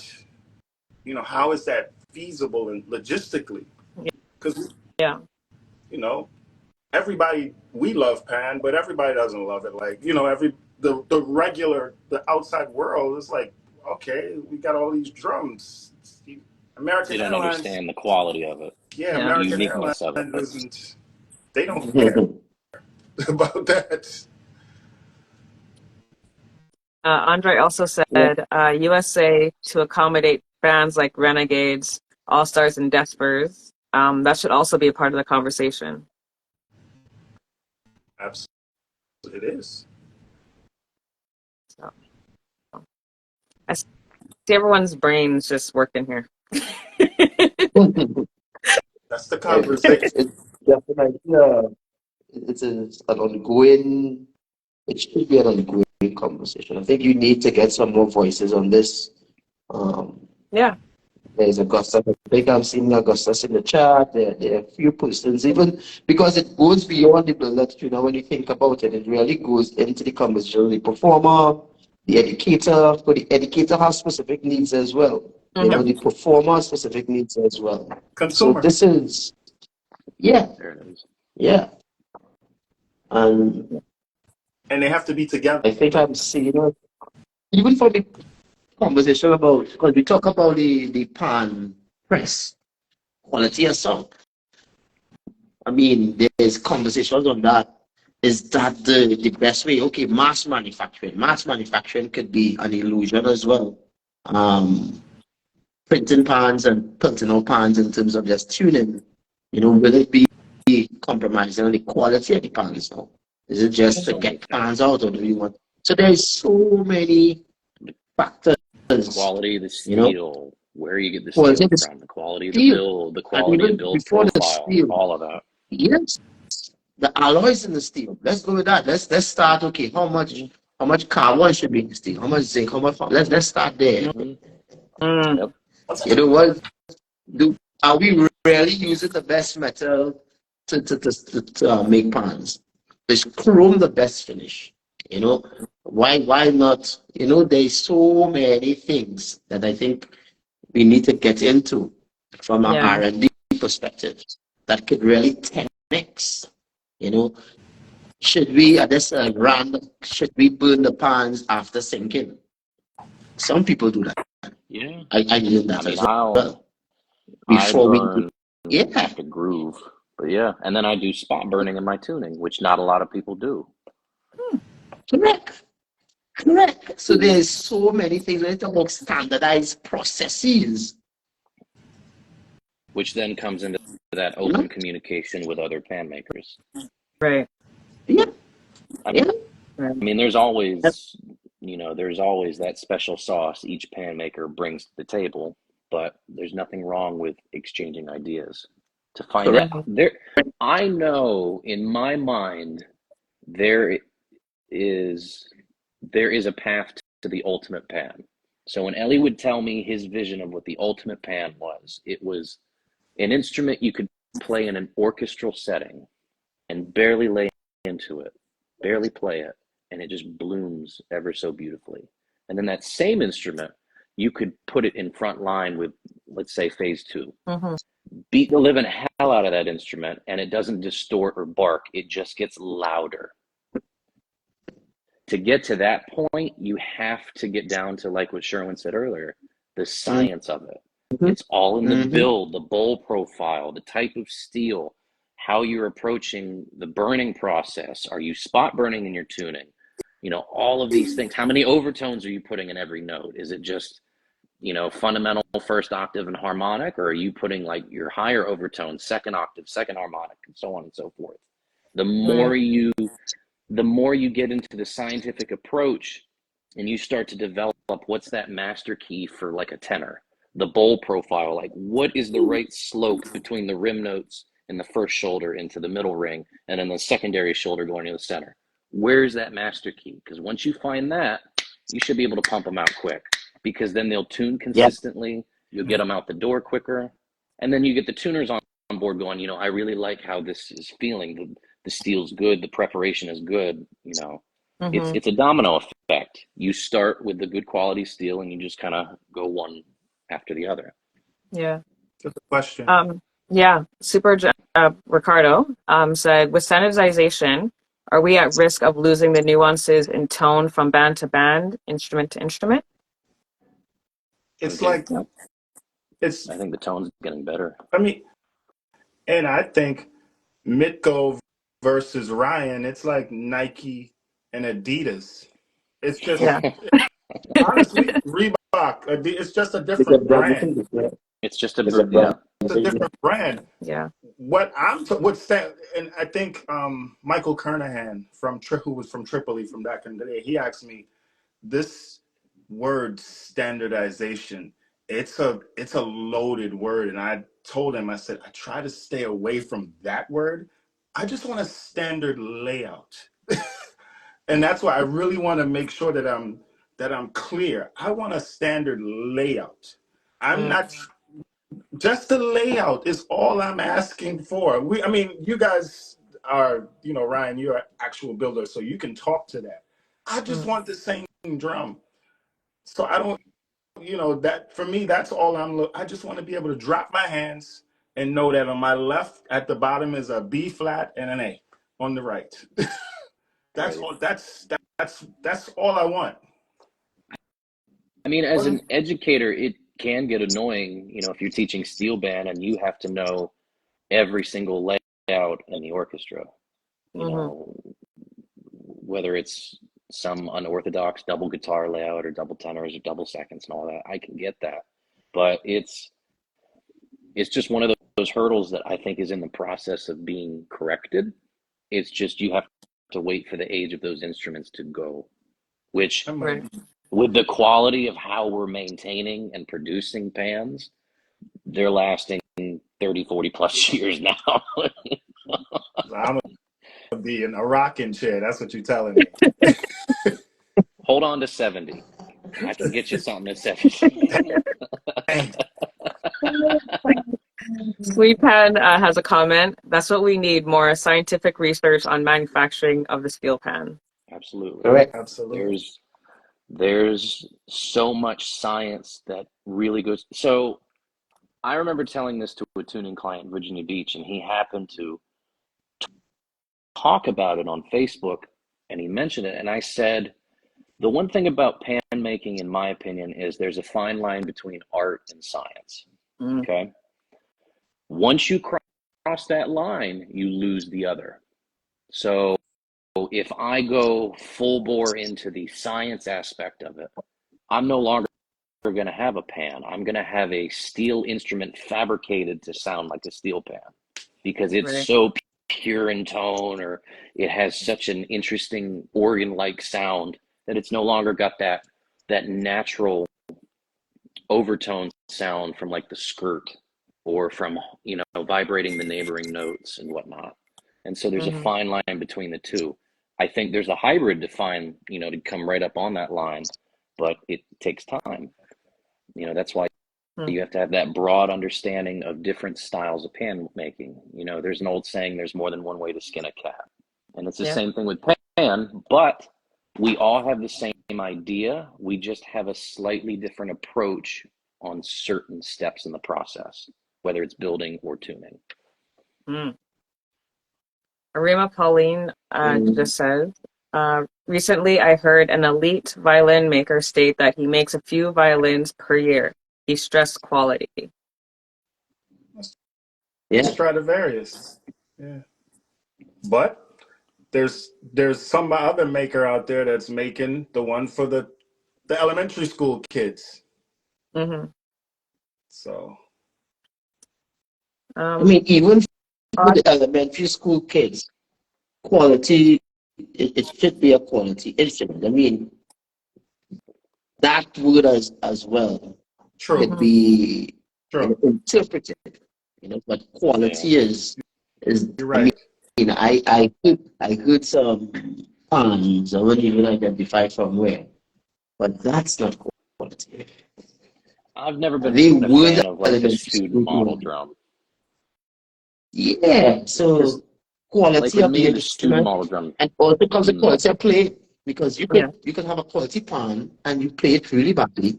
It could sound really badly, So yeah. Yeah. Atin, sorry, I just want to make sure I get the full thing here. He's asking, or she, sorry, how would you all advocate for making sure the builders and tuners specialized work remains as highly valued and is currently, valued as it is currently, if the instruments become more standard and produced to a bigger scale? Consumer. Who's selling the most pans? Why are they selling the most? It's a capitalist approach, By demand. That's exactly what the answer would be. It's all about, if you put out a bad instrument, people are going to hear that and go, oh, Ryan puts out bad instruments. I don't want one of him. I don't want a pan from him. Same thing like that student model word. I don't like that because let's say, first of all, I understand it. Some pan makers will do a student model series that's lesser quality, but it's also less labor and less material costs, so they can sell to school systems that don't have that much money, very low budget, but they get pans in school. Yeah. The problem with that, and I've seen pan makers, I won't say their names, but I've seen pan makers go out of business because of this. They get into this process of building a mass amount of these student model drums that they don't put as much time in.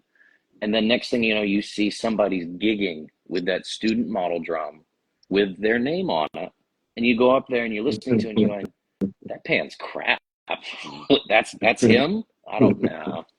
So like, it's Wow. Once you get to mass producing, though, Ryan, there's going to be good and bad of everything. oh, absolutely. It's There's ebb and flow. Pan yeah, making is ebb and flow. That's all it is, man. There are there, there's some days where I'll work, on average, I'll tune a tenor from scratch, before it goes to chrome. Let's say 4 8-hour days. So almost a full work week tuning a pan from scratch. There'll be days where for some particular reason that pan's not tuning like it should. And so it's going to take me twice as long. right. And so you have to find that balance. And then that's where it comes into the factors like Akua and I were talking about a minute ago. There's so many factors, and it could be the steel's thin, drum's not prepped enough, all this stuff. And so when you lessen your quality for a student model drum just to make a margin, just to make a sale, I kind of feel like you're doing your brand a disservice in its own, as well as the instrument, because you're putting out a lesser quality product just to make a buck. Right. Don't they do And that so with guitars and drum sets and pianos, I'm not at keyboards? liberty to say. Like you have, Gentlemen, sorry for just jumping in, but I have to run. I think this was fantastic. Daniel, I thank mean, you. thanks for sharing this space with you all. I hope to share again at some point, but Virginia thanks Beach, for bro. that. We Yeah, I come think all to three of us tune will be in and Virginia Beach. Virginia Beach. Where's my Yeah. invitation? Come on. All Sure. three of us are going. We're No there. one invited me. I'll see what I It's can going to be a do. big show this year. I see that. A yeah, lot Big more show. people. Yeah. Big show. That's what yeah, let's the go. Right. symposium should be. Yeah. So, guys, Have a good night, have a good Akua. one. You too. Bye then. Take Take care, care. bro. Have a good We'll night. talk. Appreciate you. Bye. Blessings. Thank you. Andre just has a comment here. There are different tiers of drum sets and other instruments depending on the quality of the musician. Mass-produced instruments can be for a certain type of musician. I think that's exactly what I was telling Ryan. Yeah. Yeah. Yeah. I'm just saying when you do that mass production, it's harder to regulate QC when it comes Quality. Yeah. to quality control. And so it's, like I said, with pan making, it's an ebb and flow thing. Like, I think even if we get to the point where we're stamping drums, you still need sophisticated tuners to be able to do the job. Because in my opinion, I don't think a computer or a machine could tune a drum from scratch. I remember Billy telling me he did this experiment at, I think, was it Dover University or Delaware University with the hydro steel with Harvey Price. And I remember Billy telling me something about he went to this facility and they made him wear this glove that recorded every single hammer stroke that he did, and it recorded in the computer. And so Billy tuned a note from scratch. As to where that research went, I don't know, but I don't think that even if we stamp instruments, which I think is possible to do, it would help mass produce the instrument more, but you need the tuners still to finish the job.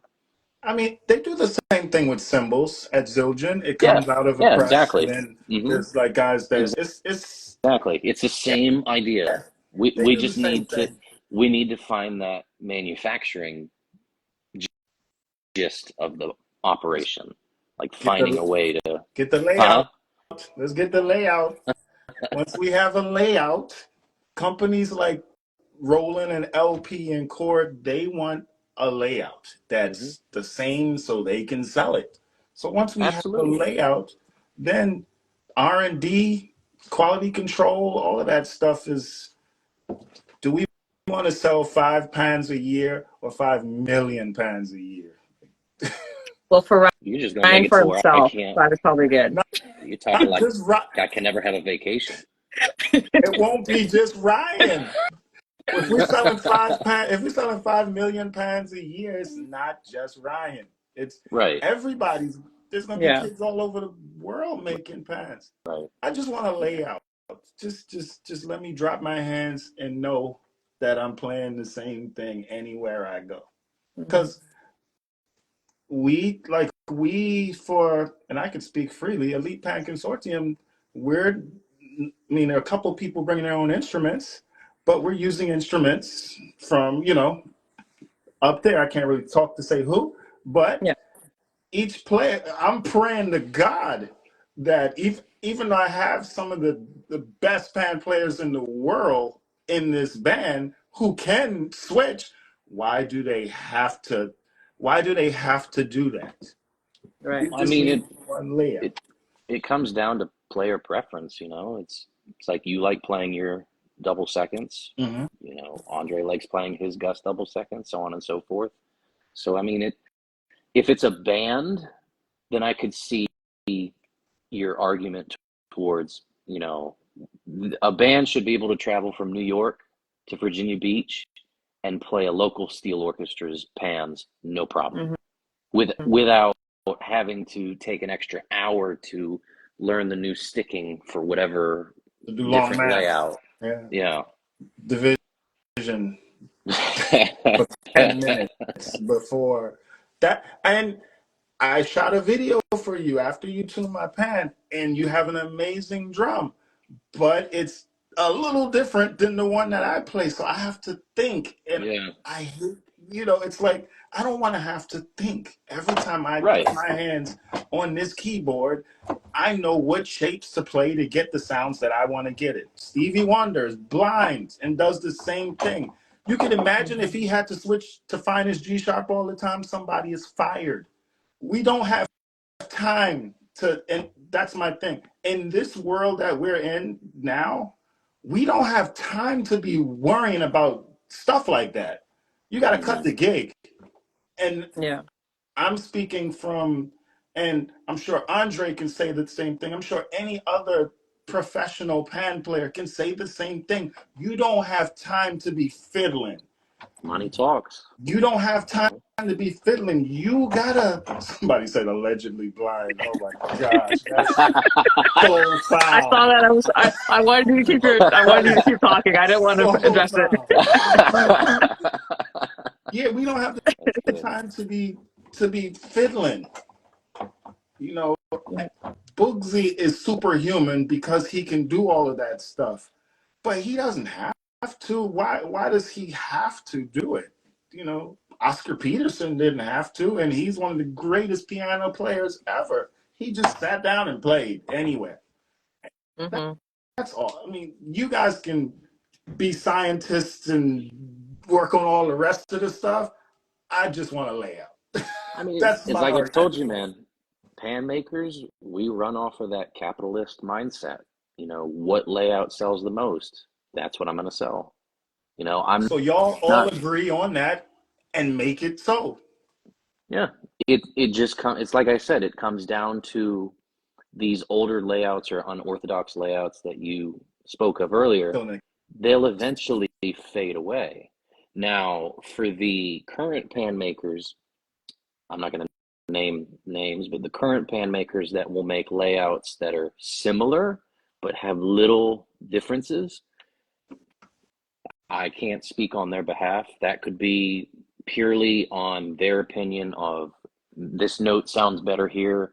Is like I was saying, on my low E seconds, I did what Ellie did, where the A flat five is in that middle ring. So both A flats are next to each other. You've Hmm. got pan makers in Trinidad and in the States where the A flat is in the center. yeah, I personally don't like it in the center because it causes what we call destructive interference, which is where you hit a note, all you should hear is that note. Interference is where you hear a note and you hear like a waver, like very slight waver. And the only way to fix that is either the slope or the distance between those two partials. And so the easiest way to get rid of that, from what I've seen, is put them next to each other, at least on low E seconds. Yeah. That's evolution, because Mm-hmm. so Ellie is the iPhone 1, and Yeah. each update becomes the next so we're at iPhone 15 right now, but what happens is the iPhone 1 is still in existence and still being made. So that's the one that didn't have Facebook and Instagram on it. It's just you can Mm-hmm. dial. Didn't even That's have a camera. Yeah, we're just going back to the first iPhone, and we're not You're updating. talking analog. We're in Yeah, digital. that's literally what's going on with Pan. We're just stuck. We're not. I My mean, dad says, there's go ahead. there's some pan makers that I don't want to say they get into their ego, but there are some pan makers where they make these slight subtle changes and then they put that in stone for their instrument. That's what's been going on. That's the problem. That's the problem that you're dealing with right now is so and so makes a low E, but this note's right here. And then so and so makes a low E, but this note's right here instead. Yeah. And Or so, they go I to mean, one goes to C sharp, the other one goes to B flat in the middle. On low oh, E, I've seen that. yeah, where it's one note in the center. Yeah, So, like with and me, I'll do two notes in the center, kind of like Kyle. I'll still have my A flat and my A's in the middle, but my two middle high notes are the left drum is B flat and C, the right drum is B natural and C sharp. That's it. I can take it up to E flat 6 if I want to. I've got the space to do it, but again, like I said earlier, who's really playing those high notes? Unless if you're Yeah. a soloist. If you're in a steel band and you're arranging your players to play those high notes, what is wrong with you? Nobody's going to hear it because there's no resonance in those high notes. You just hear ping and that's it. Yeah. unfortunately, it's a lot of someone said, yeah, everyone wants to beat their chest and say they did this Hmm. or they Right. did that. But those guys did the work. Ellie Manette and Anthony Yeah. Williams, who created literally the four They, voices they did the work. We're just I, regurgitating different iterations I, of I what they like to did. say, I like to say that Anthony Williams and Ellie created the foundation for the steel orchestra. Yeah. And it's our job as the next generation of pan makers, tuners, and even musicians, panists, to build the next level of that foundation. That's Mm. Yeah. the only way it's going to work. That's why I said earlier, Ellie would tell everybody, what does it profit a man to keep what he knows to himself? If you keep all your secrets and you die, it goes with you to the grave. And Hmm. so, like, every now and then I'll get some young, enthusiastic pan players that want to know how to build and they think I can train them through FaceTime. And I'm like, no. But I'll answer whatever question they want. If they want to know the secret sauce to like how I get notes to sparkle and sound pretty, I'll tell you. Does that Right. mean you'll be able to do it on the first shot? No. But it's creating that spark of ambition within that young musician to really want to pursue this kind of career. And that's another Hmm. problem that we're having is I can't speak for Trinidad, but I know in the United States, guys around my age that are building pan, including me, 3 that I know of. Everybody Wow. else is in their 50s So in the States. are you looking to have someone under your wing right now to pass that torch on? Is that something you're looking for in the future, or you just don't have time for doing that right now? And I find like some tuners in Trinidad have that issue. Like they want to take people on, but they just don't have the time to teach So them anything. it's a really it's a failed system the way we train pan tuners in the States. The way Hmm. I was taught was, Ellie caught wind that I was this young guy from Virginia from who was studying how to play pan from one of his old students, and I Hmm. wanted to know how to build. And so eventually I make my way up there and I show him how invested I am, and he takes me under his wing. During the 8 years I was in Morgantown, I had a second job because when you were at the shop, you got paid for what you could do. So if you could only make pipe stands or sink drums for $50 a barrel, Mm. that's all you're Hmm. going to get paid to do. And so it became a catch-22 because the more time you invest at the shop, the more knowledge you gain, therefore the more money you can accumulate. But you have to live too, pay rent, bills, all that. With me, if I was to take on an apprentice, it would be the same thing because I can't afford to put someone on like a paid internship. Right. Because, I just started my own business and I can't afford to put another person under the employment.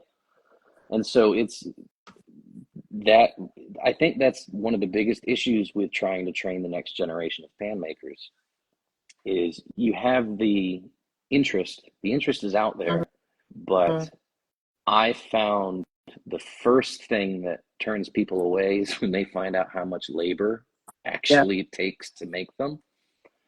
But when you find that rare individual who's that crazy that they're willing to spend years learning this, you try to do whatever you can to keep them fed, both with knowledge and then, pay them in any way. But as of right now, I know I can't take on an apprentice. There's a few tuners that could, but it comes down to, I don't know how they train in Trinidad, but when I came to Ellie's shop, at first I just wanted to be a tuner.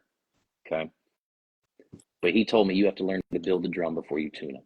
Because if you build a drum right, the drum will tune itself. Yeah. So you have to teach someone how to build. Well, the problem with that is there's so many tuning gigs out there. There's so much money and demand for tuners out internationally, not just in the States. Yeah. But my apprentice can't go out and do tuning gigs if I haven't taught them how to tune because they're still learning how to build. Right. And so it's a lot of catch-22 and whatnot. Wow. Someone mentioned earlier, does hanging of the drum also go into the standardization? Because I've played some pans where like tenors are like the this. Slope? Yeah, the slope. Yeah. And my tenor, I think, is like that.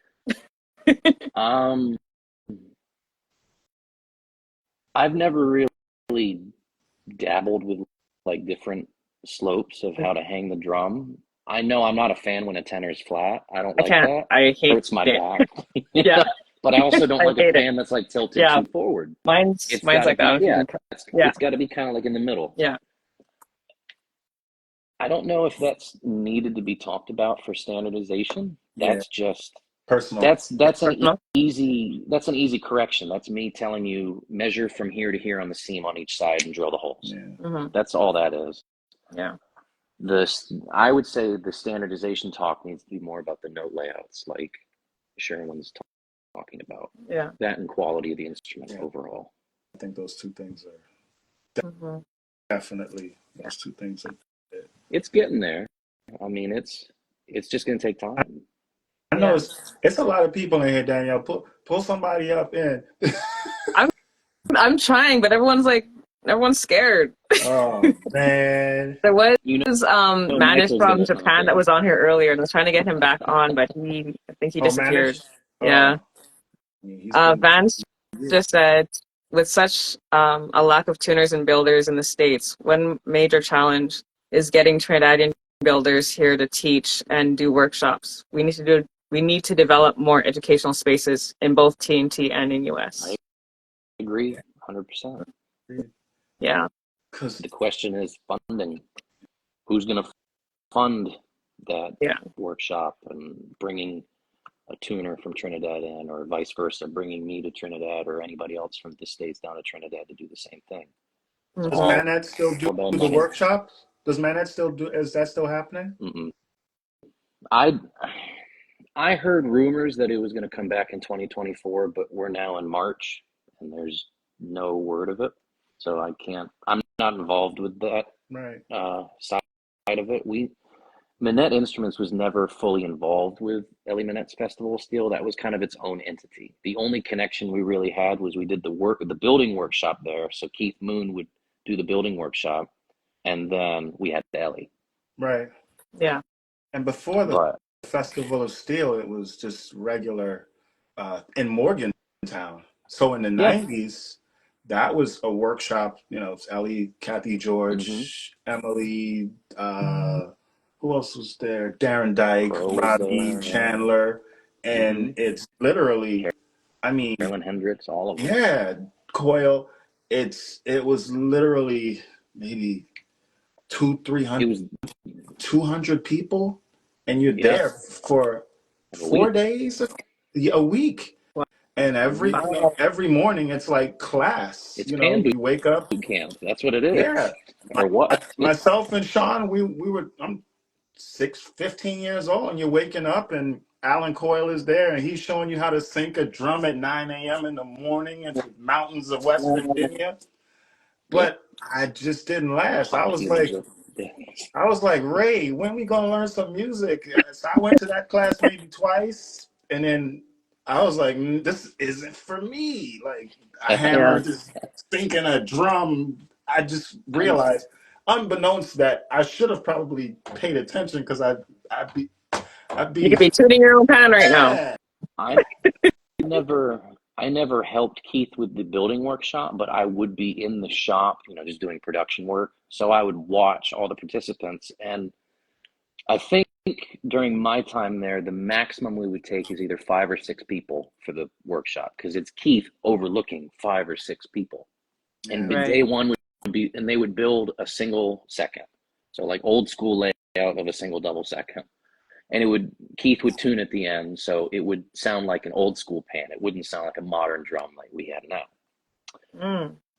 The only thing I remember, and I'd always get a kick out of it, would be day 2 or 3, you'd see this look of regret on over half of the participants, Yeah. because their hands sinking a drum for 8 hours, and then they're sinking it again for 8 hours the next day. And on day 3, you cut the barrel and you burn it. So that's like your cool down day. And they're just exhausted, and they're hurting. They're taking ibuprofen. Oh my gosh. But There's no warning before you take the course. Oh, you have to sign a Yeah. waiver. You have to sign a waiver. The And that waiver was would just say go ahead. 2 things. The waiver would say you can't use the Manette name to find employment. So this isn't like vocational training. Because Okay. in the past, in the 90s, I guess Ellie had that problem with some individuals. I don't even know their names. Hmm. And 2, if you get hurt, we're not liable. Yeah. Yeah. And that was one part of it, though, Danielle, because that was from say 9 to 11, but then from 11 to 1, you're in a class with Ken Professor Fillmore and a band, and we're learning music for the concert that's coming at the end of the week. Then you're doing lunch after that, but then Ellie's now, when you come back from lunch, there's a band from wherever coming to perform, and then Ellie's giving you a whole master class, or Andy or Robbie. And this went on for some years. And then at the end of the whole week, there's a concert. Wow. A mass band. A mass concert, band. And so it's like a week of just like pan. You're immersed in it. And this was and I mean, a lot of the relationships that I have with the educational sector in America is because of that. Right. Because myself and Sean were literally at that time, we're talking 96, 97, 98. I mean, if you think about it, during those It is. Manette Festival Steel years, a lot of the big names in Pan in the States came from that. Yeah. Like you were saying, all the tuners, Darren Dyke, Emily Lemmerman, Billy Sheeter, Chris Tanner, Alan Coyle, Mike Overman, all of these people who are now professors at universities teaching Pan.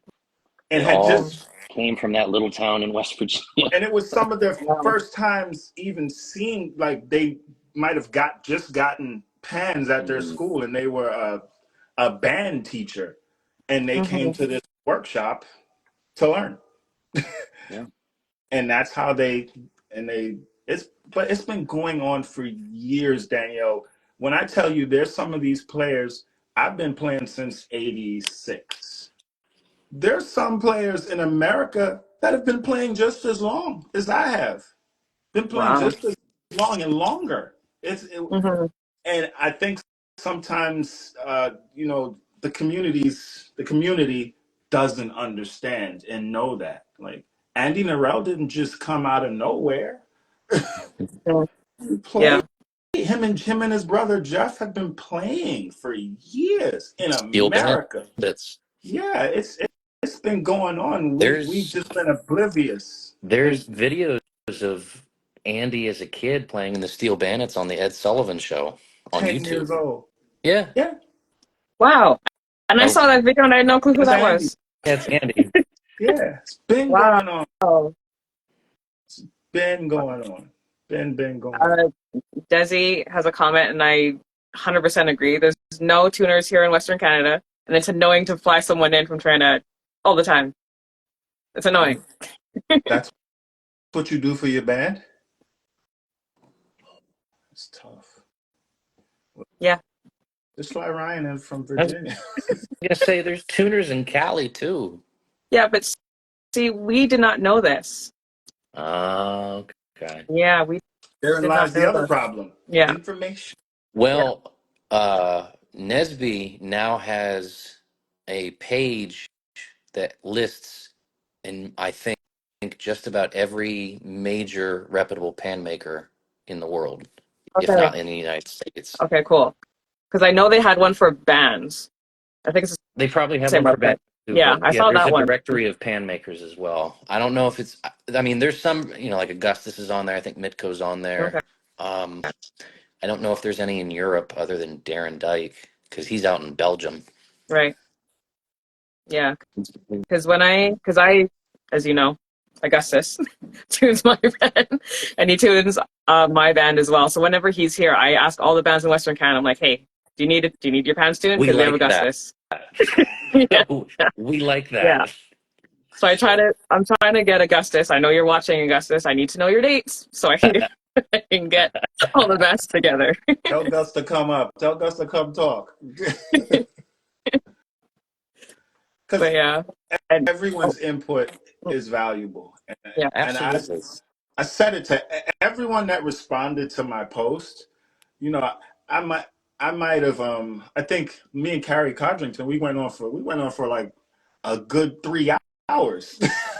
But I I respect him because I've seen what he has done, and I've seen, his sons are tuners and builders. His daughter is an amazing player. So for me, everybody's input in this needs to be. It needs to happen, because if it doesn't, we're just spinning the same top in the same mud. Like yeah, we are. I hate the word pan community, pan professionals. I hate that phrase, but that's what we are. hmm I mean, We have to make it happen. And if that's we probably the. Go no, ahead. you finish. Go ahead. I'm done. I was just going to say that's probably the most unique thing about the community of Pan. I'll change it up for you. Thank Is you. it's it's condensed as well as spread out far enough to where everybody can know everybody, but it's so spaced out across the True. world, hmm and it's still. I think it'll always be like that, no matter how massively popular Pan gets, which it is continuing to grow. Yeah. yeah. Um, I mean, I don't know if you guys keep up, but Japan loves steel pan. Like I need to go they there. I'm love trying to get steel there. pan. Manish. But I'm trying to get there. Same Manish. That's I Manish was the follow him. Yeah, yeah, I'm trying to get him on my show, so hopefully that will be soon. there Um, you go. I recently had two people from South Africa on my show. Okay. No clue there was Yeah. Pan in South Yeah. Africa, and they're building their own community of Pan there as well. So it's everywhere. We just need to know where they all are. yeah. I think the power of the internet and social media has helped us in that department hmm quite a bit. I Yeah. mean, look at what we're doing right now. It's, we're bringing these questions to a forum and debating it, and you're causing a lot of people to react, just like your Facebook post. hmm You got what, 88 comments in 4 hours? It was a lot. Listen, I'm still before trying to this get through them started, I all. tried going through the comments just to see, like, okay, talking points, talking points. Yeah. Yeah. So did I, and I was like, "There's too many." It was a lot. I spent my whole day yesterday. I was supposed to be like preparing an arrangement for this Virginia Pad Fest. And I spent my whole day just responding because I was so Yep. intent. Like I was like, no, we cannot keep going. Like it's not working. Right. That's literally like how we've been doing. It's not working. Yeah. Right. It's not working. We have to change. We have to change our thought. And then I keep hearing it's a young instrument. I'm like, it's 80 something years old. Give me a layout. That's all. Just a layout. Because you're at the point where you're like, I've waited enough. Which Yeah. Yeah. I get. I fully get it. But you're talking about changing a massive influence of the entire instrument like that. Mm. Shake it You up. can't cut cold turkey and just go to one layout. It's Yeah. not, that's why I said let these unorthodox layouts that you see from time to time, they'll age out I on know. their own. Yeah. Like I told you, when I was at Ellie's shop, I was there just shy of a decade, and I only saw 2 Invader leads ordered. Just 2.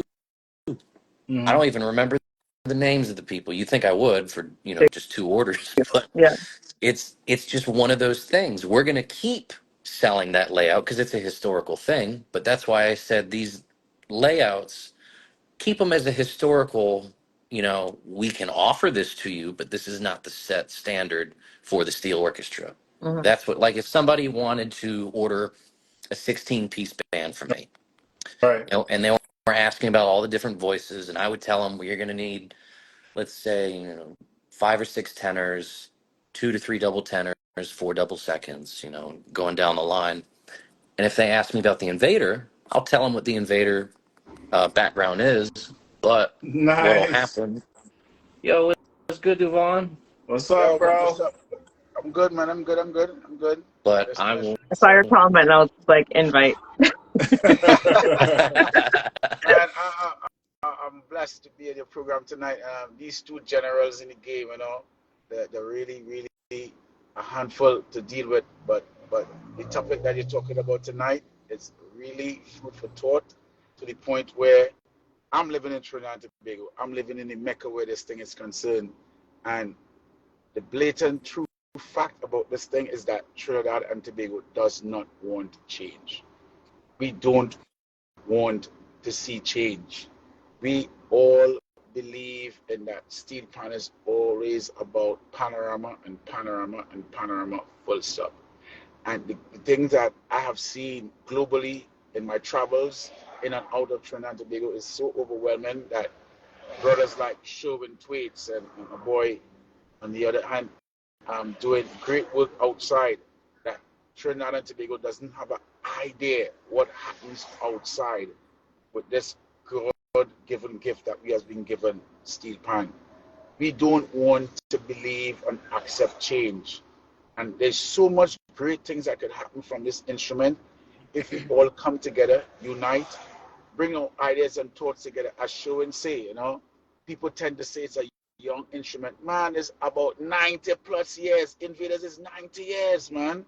90 plus years and going on. And where we are in Trinidad and Tobago, the world is way ahead of us because we stuck in this barrel of panorama, panorama, Mm-hmm. panorama, panorama. Like it's And the world plateaued. is just evolving, different innovations, different creations, different ideas, different everything different that just bring greatness to the instrument for people to really see what this instrument is capable of doing to attract the masses and people out of the genre of steel pan music because we touching people in the manufacturing department, in the performing department, in the marketing department, all the departments that are available, steel pan is touching, but yet still we just here, we believe, and we don't want to accept the truth that we don't want change.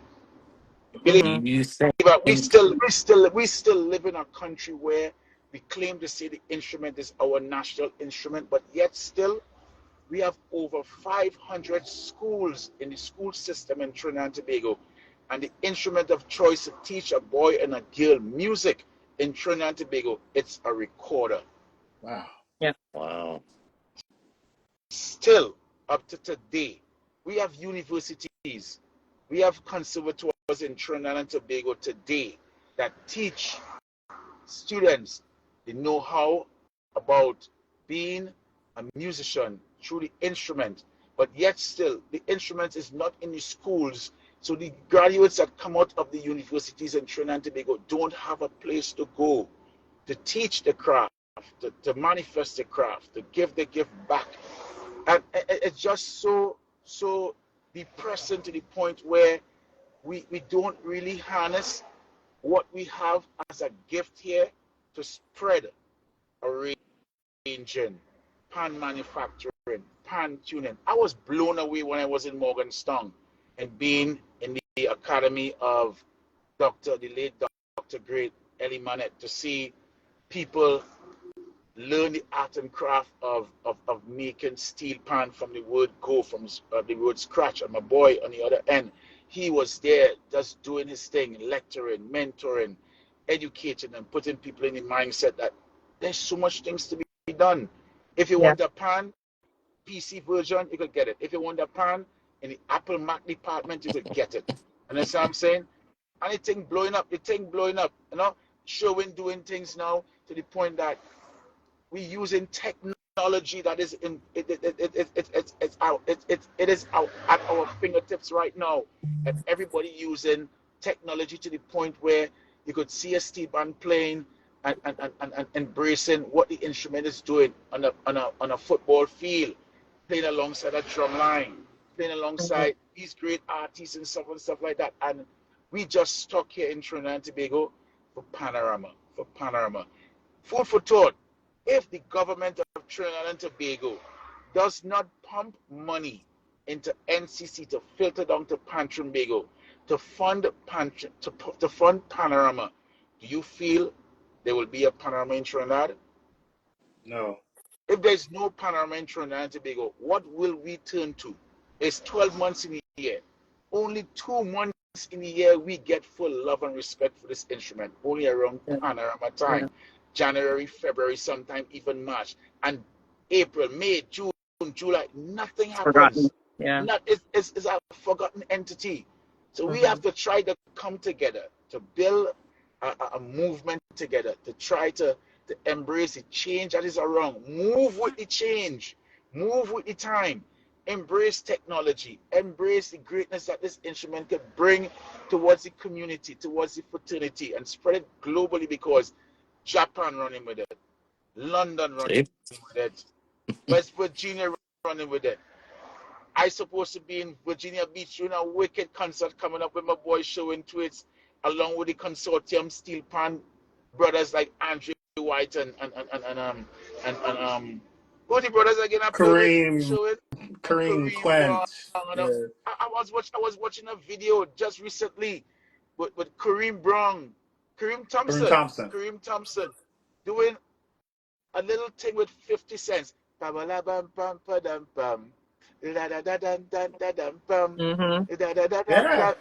yo, this man had over 1.5 million views alone. So if we could take the instrument and do it in such a way that we could traction that 1.5 million people that viewing this thing, and do our things that we could be doing our original content and be able to be a Grammy Award recipient or a Grammy Award nominee. That's all we need to do, okay? Let me show you something, man. After we come out of this creative space in arranging panorama music, which radio station in Trinidad and Tobago play our music?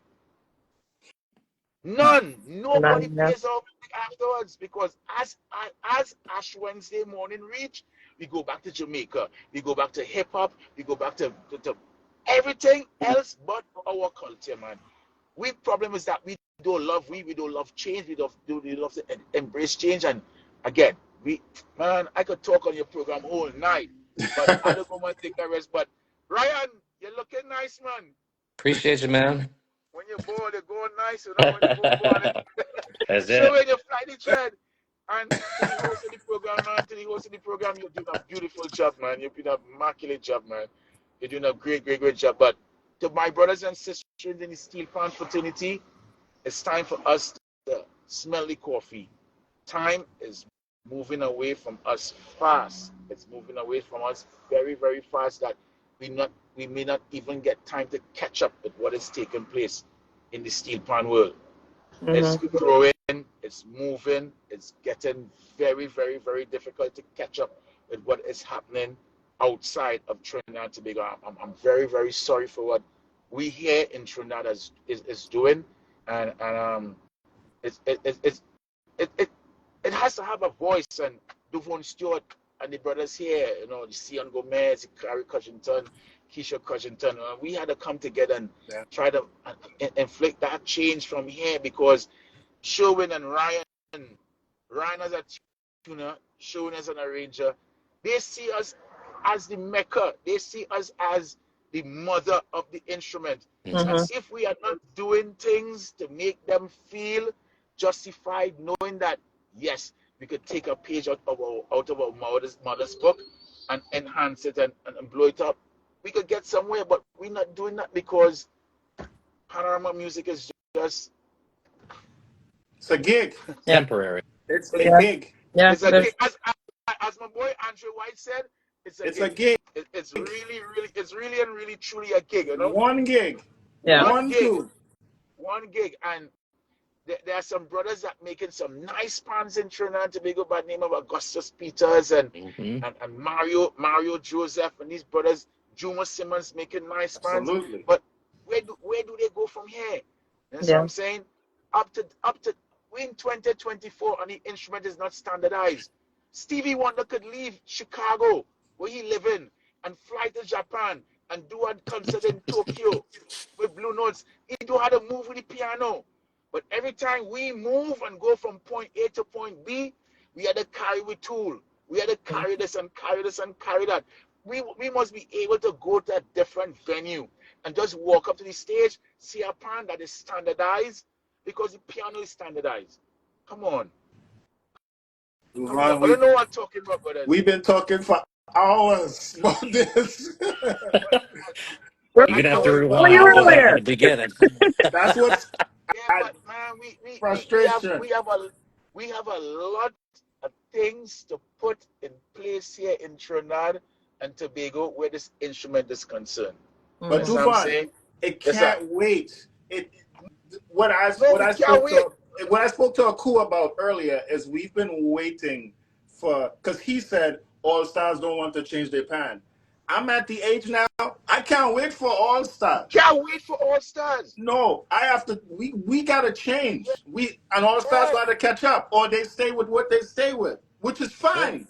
Man, Let it fade out. We have to move. And that's why bands in Trinidad, steel bands in Trinidad and Tobago will suffer, because at the end of the day, we have now moving into an era where they want a band to come to our country, but they're not paying for that excessive expense in freight. Too They're much. not doing it. Yeah. They're not doing it. It's too much. All Stars have a style of pans that they alone could play. Yep. Yeah. And if they come to the US, they have to travel with their own instruments, and that is Thousands. costly. Thousands of dollars. That's a private jet. It costs much more than the gig that they're going and do outside. Yeah. Real talk.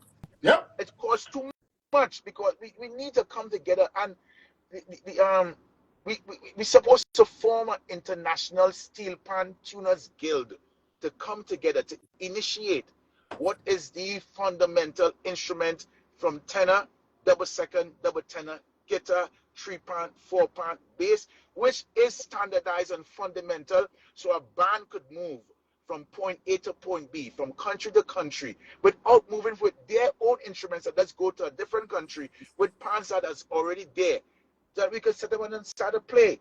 I would love to see the day when that happens. Duvone, This is what we talked about the first hour. Yeah. I ain't think we're gonna see it. Everything you're talking about, we talked about. Scroll back. Yeah. But I'm sorry. I'm sorry for digging up back a can of worms, because I wasn't really on the program.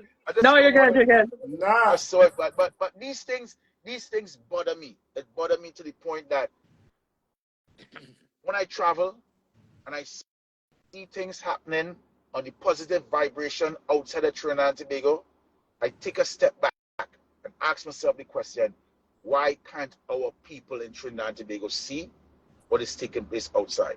People in Trinidad Trinidad and Tobago don't really travel to see what the steel pan is doing Right. internationally.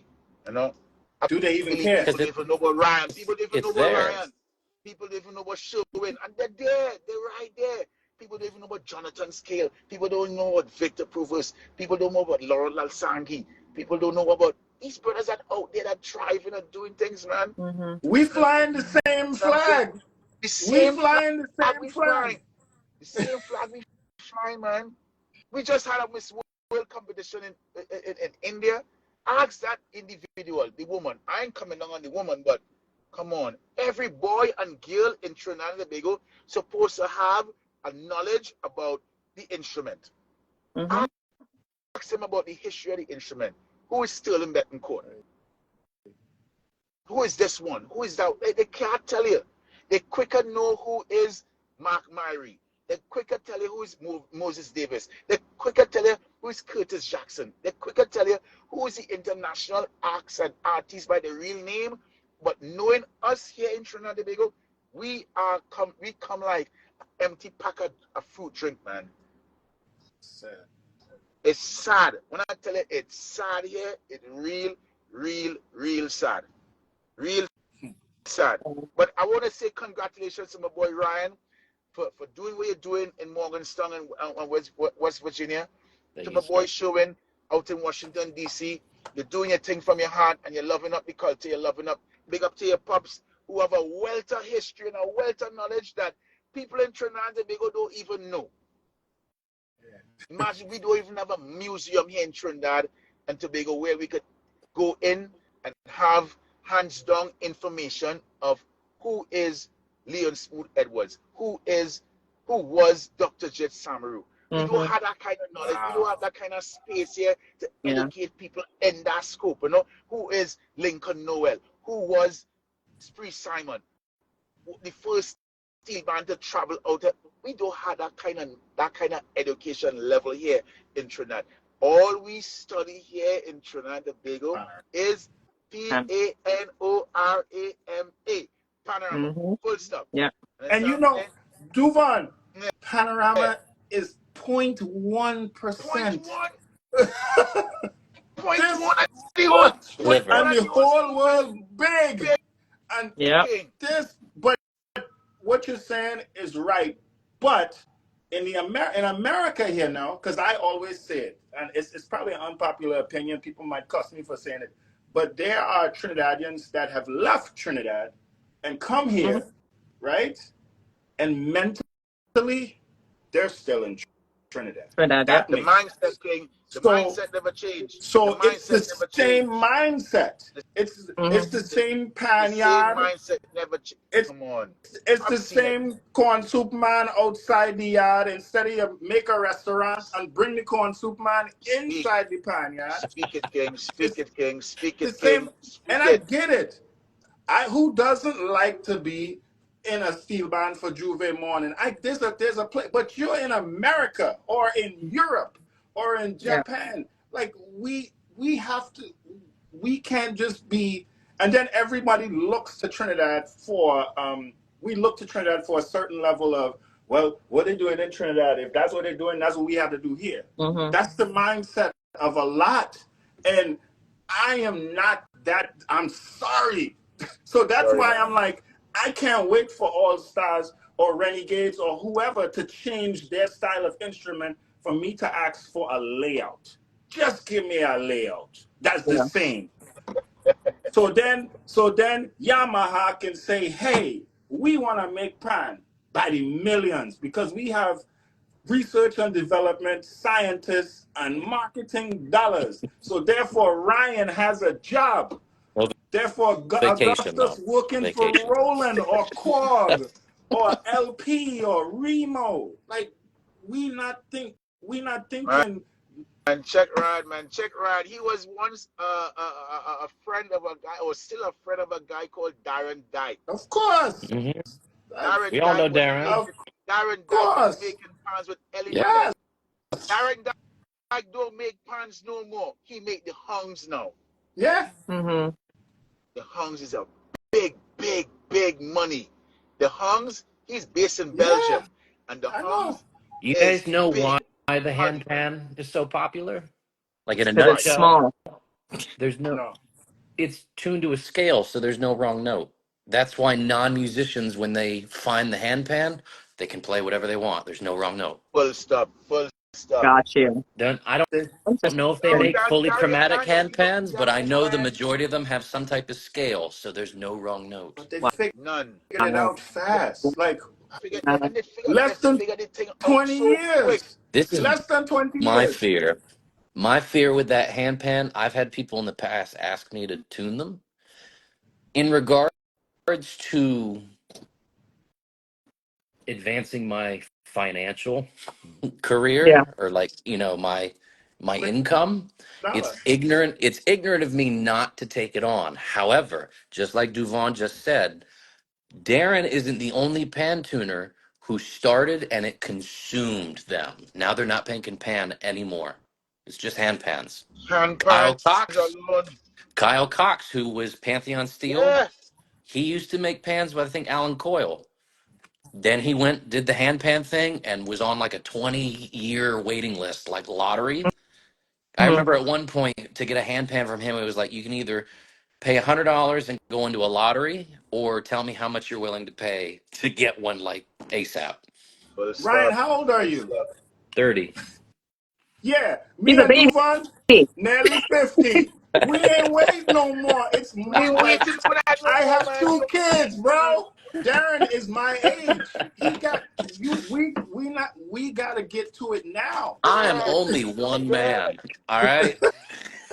Get I can your do Yo, vendors so together. much. I Get your vendors understand what together. Darren did. He had to make a choice. Yeah, because Yeah. Like you have to Darren make has a that family to choice as an support. individual. Mhm. Yeah. You can't be Mhm. waiting for I this believe you thing. didn't make the wrong choice, man. You didn't make the wrong choice. No, Right. you made No, the not right at all. We're choice. not saying that. You didn't make the wrong choice, man. You have to think And about yourself. these are the simple Absolutely. fundamental things that we are missing here. We're missing these things here in Trinidad and Tobago. We don't have the education system set up in a certain way to edify the young ones coming up about what is taking place, how it is taking place, and why it is taking place to go this direction. Mhm. That's what I'm saying. We still have steel bands in Trinidad heavily investing in doing covers on the repertoire where steel band is concerned. How you expect to be a Grammy Award recipient in doing covers? Can't. You can't. It's gotta be original. Mhm. It's really and when they try to inflict change into some of these steel bands, the leaders are there from since 1960, who there since 1970. I don't want to pass on the throne to the young ones who coming up in the game with new brilliant ideas in arranging, marketing, tune, all the departments I talk about, man. These things are hurting us here in Trinidad, Need man. fresh It It's hurting the same us. ideas. thing here. It hurting us big time, big time, big time. They like it so, as my boy Sheldon You're say, you're they right, like it Sheldon. so. They like it Sheldon so. said, and that is what they like it like that. They like it like that. The only thing that predominantly stand tall in Trinidad and Tobago, where steel pan is concerned, is Panorama. We had World Music Festival, we had Junior Steel Band Festival, we had Panorama J, we had Panorama Memory Lane, we had all these things. Look like 2024, there is nothing called Panorama Memory Lane or the next one in Pan in the 21st century. It's done. It's done. Really? It's done. Mhm.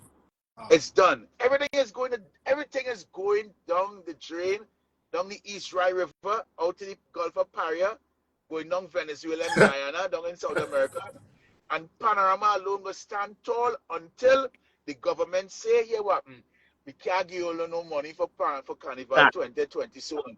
You see, when the government say, because Pan Trinbago is not a self-sustainable entity where money Mhm. is concerned. They don't. They don't. They don't make money outside of that. Nope.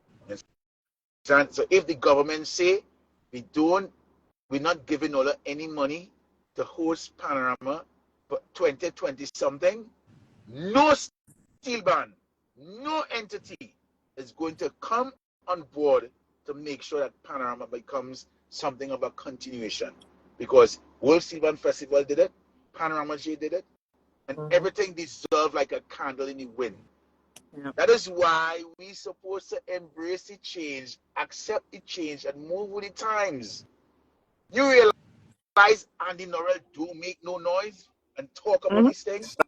You realize Robert Greenidge don't make no noise and say about these things? You realize Dr. Len Boogsie don't say nothing? And man, these guys have tried. They have tried. And if they tried and nothing hasn't happened, what we really doing? Yeah. What we really doing? What really happening for we? You know what I'm saying? All these things going down the drain, man. I'm sorry. I'm sad that it has to But Duvone, happen to this.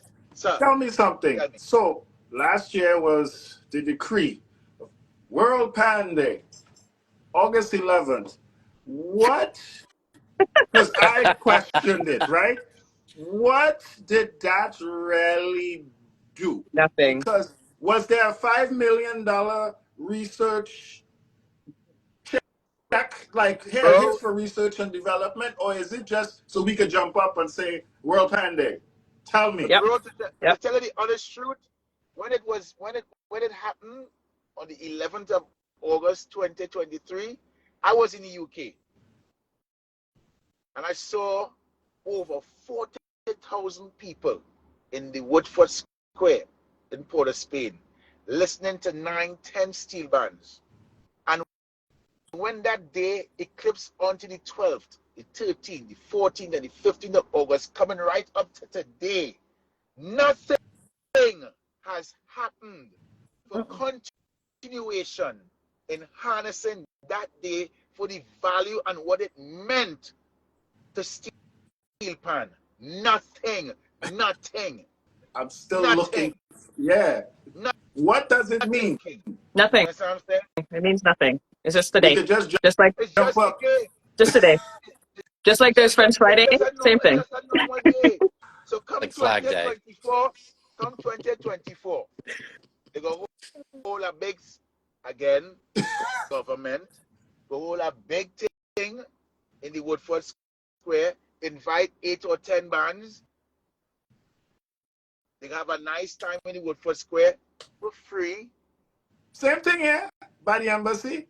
Same thing. And that is just a fair share of political mamagism. That's how I see it. Mamagism. Mamagism. Mama guy, that's a Trini word now. I know. That's Trini. Mama guy, man. Mama guy. Yeah. Mama guy, man. And that's what I'm saying. Mama guy, man. Ryan, and that's what I'm that saying. bullshit. I've heard it before. Daniel, it thing's so sad down here, man. Call any steel man in Trinidad and Tobago right now and ask me if they have a legitimate website. They say no. In any form or fashion. None. Type in www.masseytrinidadallstars.com. You go see a website? No. Type in www.desperados.com. No. How you want to be out there? You got How you want to get out treat it like a there? business. It's a business, king. Nobody has websites. But you want to go foreign, you want to go America, you want to go Japan, you want to tour. And the only way these things just happen is if a friend in Japan or a friend in West Virginia say, well, Renegades is a bad band and Desperados is a bad band and you could get them to come up here. Yep. Where can I see the marketing strategies and possibilities for this band really deserving for coming out? I could safely say for my band, BPTT Renegades, thanks to Dr. Jit Samaru, thanks to Run Productions out in Europe, we have built an empire to have the band where it is today, touring internationally. Yeah. And the band have become a trend-setting band for all these years. But outside of that, no band in Trinidad has done what BPTT Renegades is doing. Samaru just have been doing it, but we have over 300 steel bands in Trinidad. And when do you see these 300 steel bands? For Panorama.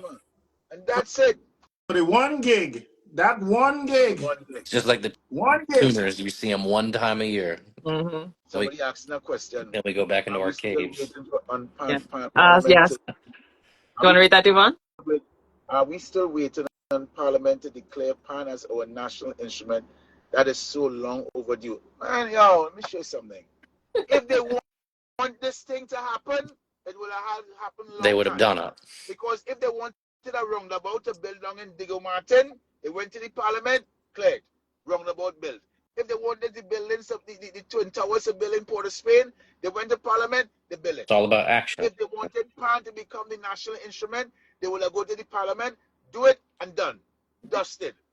Again, PAN is only seen as a treasurable instrument to the people of this country between the months of late December and early March. Yeah. After that, it's done. Non-existent. It's done. It's But that's done. the same here though. Fun Clever website. And I believe Fun Clever website because my boy Darren Shepherd has been doing some nice things down in the south. He's doing a nice thing down in the south. Man, I tried on my end. I alone can't move that mountain. And the next thing about it here in Trinidad, steel pan is not an occupation. I view it as one. It's not viewed as an occupation.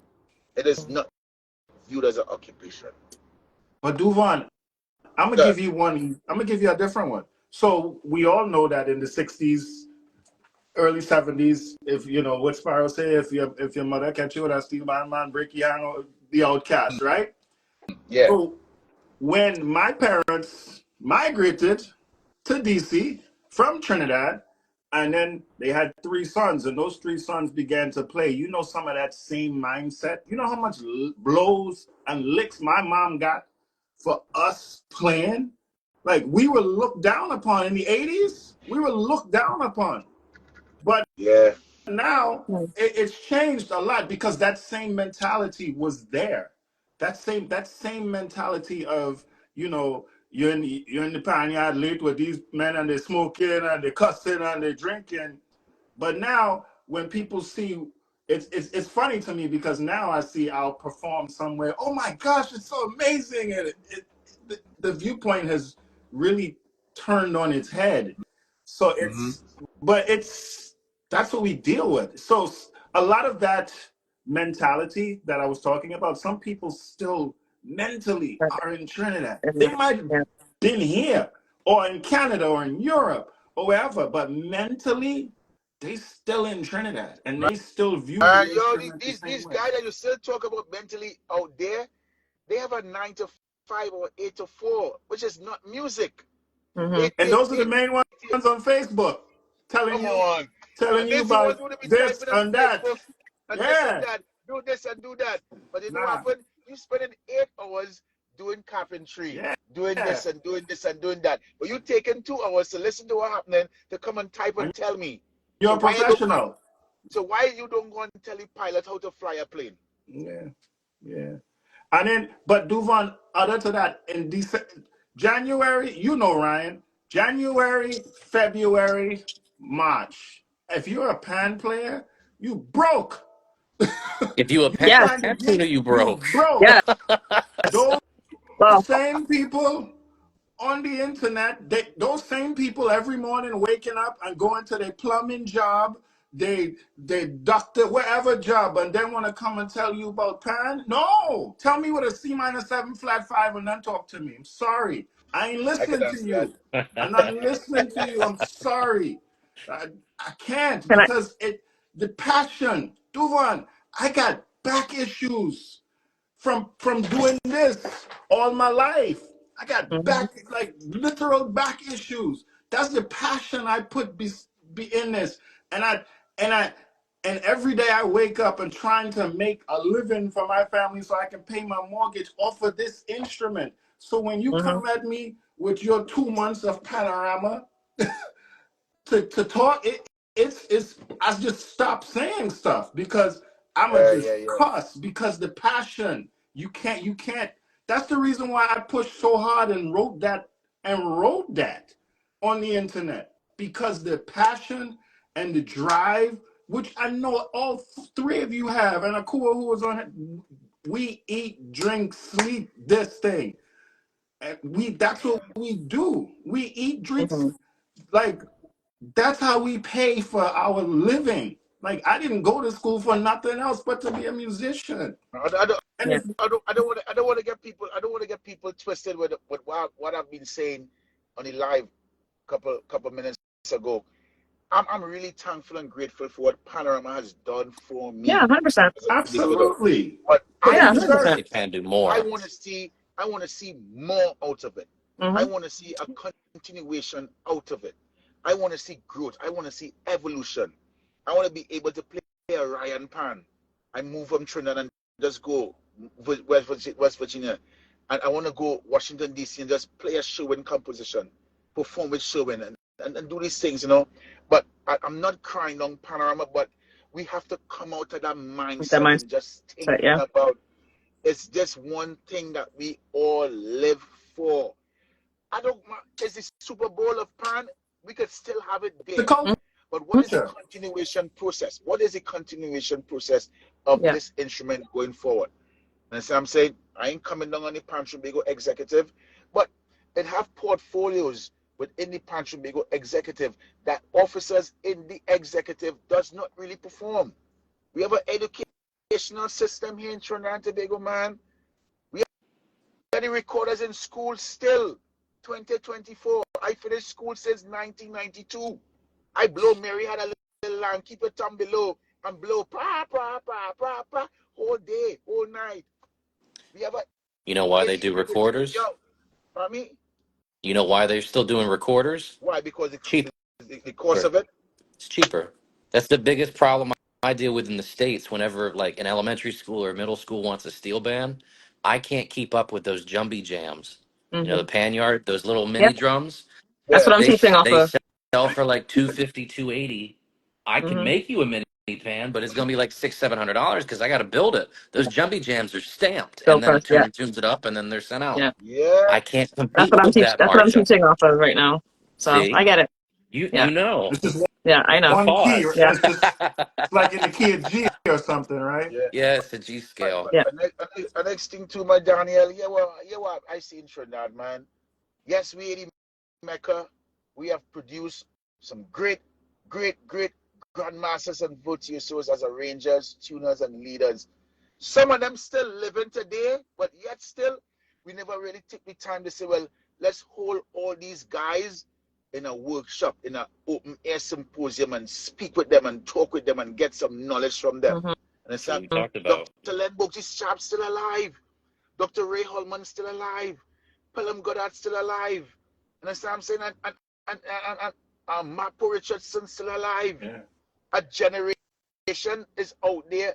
I don't know if they're hungry like me to manifest in that level of education which is needed for us to know to go forward, but they're there. Again, Hmm. it's just Panorama we believe in, baby girl, and I'm sorry, Yeah. Dread. I'm sorry. I don't want to be alive when the day comes that there's no more Panorama in Trinidad, and it will happen. Oh, I'm not Nostradamus' grandson, but the way how we moving, it it's gonna gonna happen. happen. It gonna Yeah. happen. It will happen. It will happen. Swear Shima, to God. sorry. I want to get us some questions because there's a lot coming in. Shima says, Yeah. why does the why can't I say that word right now? I The think intellectual property Intellectual property rights rights of of Trinidad and Trinidad Tobago and being Tobago controlled. be controlled by our AG? who's Man. the AG? Sorry, I know that. Yeah, man. I know who the age is, but I know we speak about, man. But that's a ticklish one to make on the on the live, because I know people watching and they screenshot it and they recording too to see what Duvone Stewart to say. Oh. So for me, no comment. So, does Trinidad own the intellectual property of the instrument? Oh my gosh. So you mean to tell me Yeah. that What you're thinking? Yeah. really? Have a good night, guys. Have a good night. Love you all. Love you all. Good Love you seeing you. all. We don't own this. We don't own this thing, King. We don't own this thing. Somebody We said that's don't not true. own this thing. We don't. If Yeah. 55 gallon, don't own that shit, King. It's not ours. That's That's sad. why they want to set up a GI network and this network and that network to see what they can get from it. But we don't own the shit. We don't And own this thing. but to a point, we need to give it to the world, but still keep because the piano is Italy, right? Yeah. I'm not sure if Italy owns the IP, because you're talking the 1700s. So I don't know. I don't have the answer. So, but we have to, in order for it to go across the finish line, for us to have a pan in every household, millions of households, it needs to be either the country with a lot of research, development, and money, or a Roland or a Korg or a Remo or whoever, company like that to do it. So at some point we have to. It has to be. I think that's the point of contention. Everybody's like this. No, as we think. We think you can have it, but it's too late. It's too late Yeah. because Ryan tuned in Pan. It's too late. Ryan tuned in Pan. I've been seeing people playing up in America that don't look like you and me, Duvone, since the 80s. Yeah. It's Andy Narell. If you look at the first, I don't know if you could. I wish I could find it. I'm gonna find it and send it to you, Daniel. The first Apple Macintosh commercial in 1982. There's a pan in there. So Andy Andy wrote the What? music for the Narell. Lisa commercials. Andy Narell. Yeah, He played but the piano, and but he the threw other pan thing in them too. is we'll hear that and be like, and you're excited Yeah. because it's something you know. But when you hear who played it, you vex. Make up your mind. Make up your mind. I get vexed when I hear pan and I find out it was on a keyboard. That's when I get vexed. Understood. That's when I get But vexed. at least the sound is being. At least somebody's even thinking of There, using but it. you have people that can actually play it Yeah. right Yeah. there. But you see what Andy Norrell doing now? And I'm vexed with him. No, I got it right here. The I have day it. will come. The day will come. Took him The day will 5 years to soon do that. come. Or if it's not here right now, the day will be very soon at our doorsteps. That a steel band doesn't have to go to a studio to record a track, an album, no day, no time. Because what Andy Norrell has brought to the table for us in the creative space, in this new modern era where technology is blossoming, Andy Norrell's last album was done on keys with Yeah. hands. All of it. All of it. Oh, don't hide the eyes. Andy Norrell could do Doesn't a sound like a Panorama keyboard at arrangement. all. Okay. Anybody could do it. Please, Daniel, I want to respond to this one. Yeah. Jonathan Scales and Andy Narell cannot play like Duvone Stewart. They're good at marketing and took advantage of Steelpan. Let me answer, please. Please go right Steelpan ahead. And then there's a Company. comment I want to get to when you're Okay. done. So, Chuma, what you have to understand, there is no competition. We just want people playing the instrument. Good, bad, and different. We just want people playing the instrument. Everybody doesn't have to be Bugsy, and everybody will not be Bugsy. Everybody will not. But as long as people are playing the instrument, we That's all that win. matters. We Yeah. win. It doesn't make a See, difference, Jonathan Scales. Jonathan Scales was on Tiny Desk. yeah. I've been playing, I'm 49 years old. There are a million plus people that saw him on Tiny Desk. You know And what's we Tiny Desk? talking You know about what's Tiny Desk? Panorama? You know what's Get Tiny out of Desk? But you see, she won't watch this from Trinidad, and I didn't want to answer the question, but it's like something that is being embedded in our DNA here, which is competition to see who is better than who is played better than who is this and that, and who is, man, when you leave the shores of Trinidad and Tobago and you go outside and you see what happens in the world of music, the competition is how much records you sell. Yes. How much compositions you have, on the table. Mm-hmm. We don't use the music to have 5 or 6 people sit in front of us to say, well, yeah, you good and you great and you this and that and that and the other. Ah. And that's the mindset that they enhance in people here in Trinidad and Tobago. Competition. Music Oh, is a mission, it's not a competition. Band's yeah. all about love and enjoyment. That's all it All is. about love and Yeah. enjoyment. Love and You know enjoyment. what I'm saying? And I mean, there's a level of bravado, like Dizzy, Miles and Dizzy. There was a level of something there, but they both were great, and they just iron sharpen iron there. If you understand what I'm saying, so but it's not a your band is better than my band, and that kills that competition thing. We just trying to push an Yeah, instrument. yeah, It man. For real. creates rivalry. Yeah, yeah. So The comment that I wanted to Oh, get to. I No, wanted go to go ahead. ahead. ask I wanted to ask Ryan a question. You Yeah. know, the piano, the piano, right? hmm Is there a standard tone in a piano? I don't think I can answer that question because I'm not a piano tuner. I know there's Okay. different, I know how certain pianos have a different sound. Like a grand piano sounds different from a baby grand or an upright, Yeah. if that's what you're getting at. But Oh, that's what I get at, because at the end of the day, where standardization is concerned with the instrument. we were talking about that too. Okay, all right. Sorry, So, man. so All right, to, I'll boil it down, make it real quick. So we were talking about that, and basically what Akua and I were explaining was standardization is on the right path. So, for example, as a builder and tuner who is promoting pans around at least the United States, 99% of the time people want a low C tenor from me. Mm-hmm. yeah, Same thing with Akua, with Mitco. Majority of the tenors that they sell are low Cs. With double seconds, you have three types: low F sharp, and low E.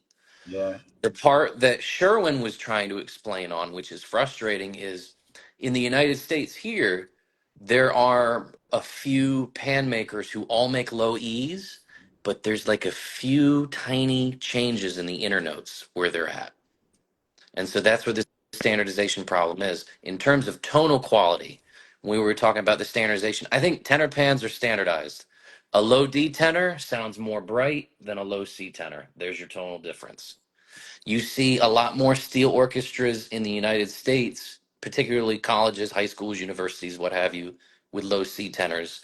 You tend to see older steel bands, particularly from like New York or Miami or DC, that have a lot of Trinidadian culture. They'll have low D tenors. mm-hmm. And so you have that kind of change. Same thing with seconds. You come down, there's three layouts. The one pan voice that I think has too many layouts that make no sense is the double and triple guitar. The basses are kind of the same. There's maybe one or two different layouts. But in terms of standardization, all these older layouts, they're going to fade away eventually. Like I was telling Danielle and Sherwin, the 8 years I was at Ellie's shop, I saw two Invader leads being ordered. Just two in the 8 years I've been there. And we're pumping out 150 instruments a year total combined with Mm-hmm. all of us. Just two.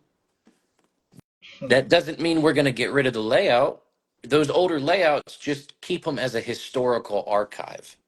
Like we're not trying to get rid of the layout, but this is the standard layout that all steel orchestras should be using. We can offer this as a custom order, You pay Yeah, but Right. more. yeah, try to product push this layout versus that.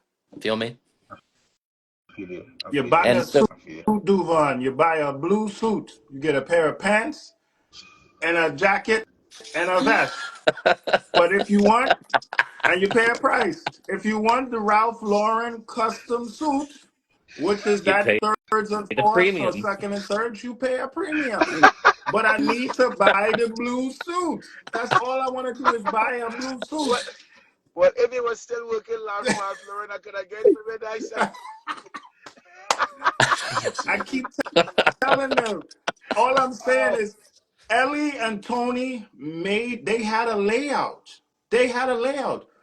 people just decided that they want to make their iteration of this layout by changing a thing, changing a note and shifting it. They already Yeah, have a layout, fourths and fifths. Fourths yeah, Mhm. and yeah, fifths yeah, for the tenors, six bass, and four pan. That's fourths and fifths, yeah, right?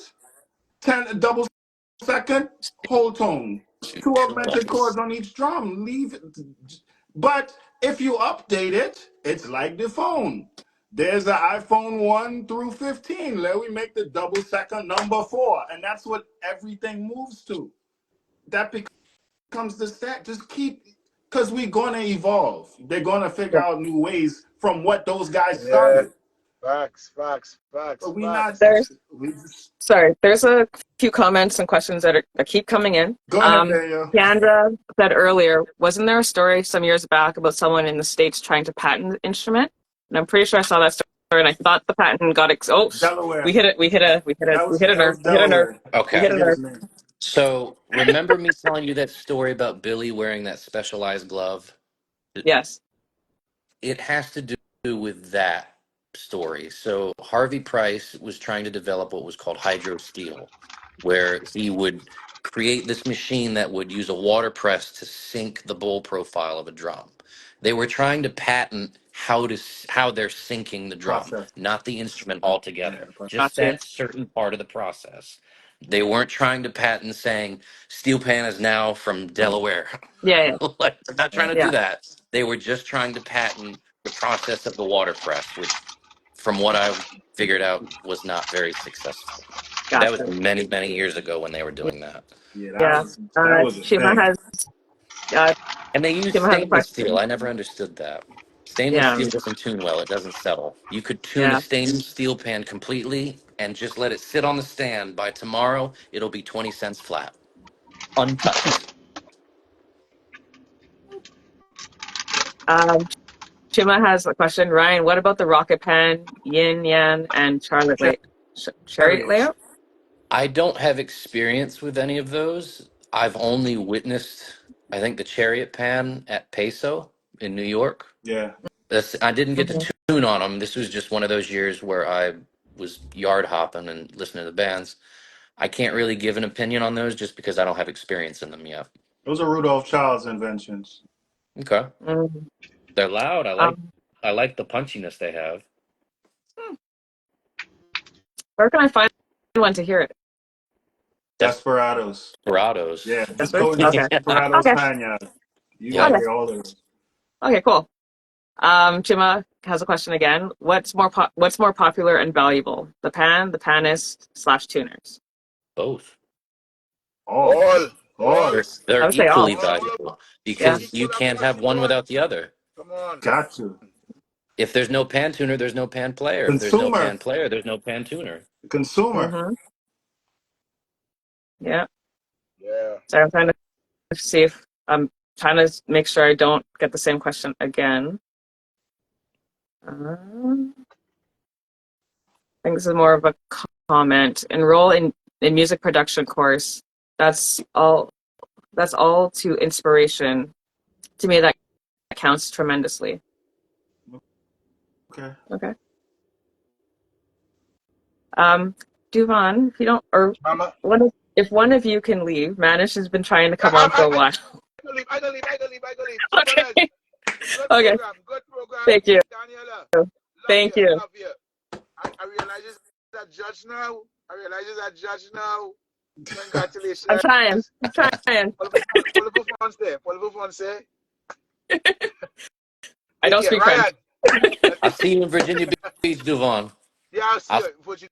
see you in Virginia Again, Beach. everyone will be Nice man. Nice man. Yeah. invite but me. We told Come. you to come along. You're coming to judge. You're coming to judge. I'll come to judge. I'll come judge. Oh, take care, guy. Good night. Good night, man. Have a Take good care, night. Duvan. Thanks, Take bro. care. That's it, man. Bless.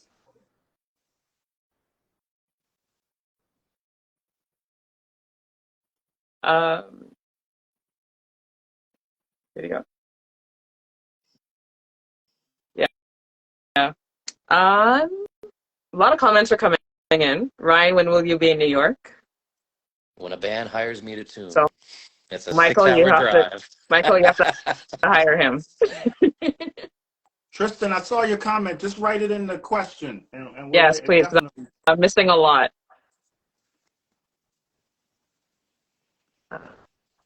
There we go. write it in the question thing. I think because Yeah, people the question bubble in the were bottom missing there. the. Thank you, Chuma. Appreciate you, bro. Mm-hmm. Okay, Michael, can we all go? Because everyone seems to be getting the invite but us. Y'all gotta come. It's on the beach. It's beautiful out I keep there. Here's the thing. I was gonna go last year and it didn't happen, but I also heard it rained You, last year. you need So to It come rained on this the year. You, Saturday okay, yeah. night, the Saturday night, but we nice. got through Okay, it. Just okay, imagine that's good. pans Who was from it last 9 year? a.m. Was it Steel Sensations last year? No, that was No, it was um, Hell's Con Gate, Hell's South Gate. Gate, yeah, Oh man, they sounded great too. yeah. bro. That their tuner was his name Vern. Yeah, Oof. Hmm. they set a standard. We gotta come in. That's why we gotta come kill it this year. The one thing I regret is not having a conversation with that tuner for a good while last year. Like you listen to Hell's Gate on, I think Con has his own um like SoundCloud. Yeah, Whoever's Okay. doing the recordings in the yard, you can hear everything crystal clear, and the tonal quality of the band altogether is just beautiful. Wow. They're not overplaying, they're not, the pans aren't barking at you, and they're playing just loud enough to where you can hear everything. the Mm. question is there. I think I can answer it. I'm pretty sure I can answer it. You said triple guitar. Did you mean three cello? The triple guitar has a short skirt, and the cello is longer. Correct? When you say that, I'm pretty sure that's what I know There's it as.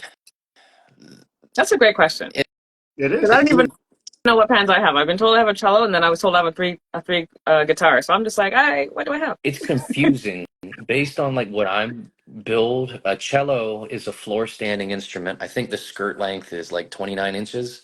They're tuned to be brighter and punchier, and the triple guitar is a stand instrument, Mhm. Guitar. and it's tuned to be darker and like a haunting tone. So think of it like the triple guitar is a double second, and the triple cello is a double tenor in terms of tone. Same layout With though.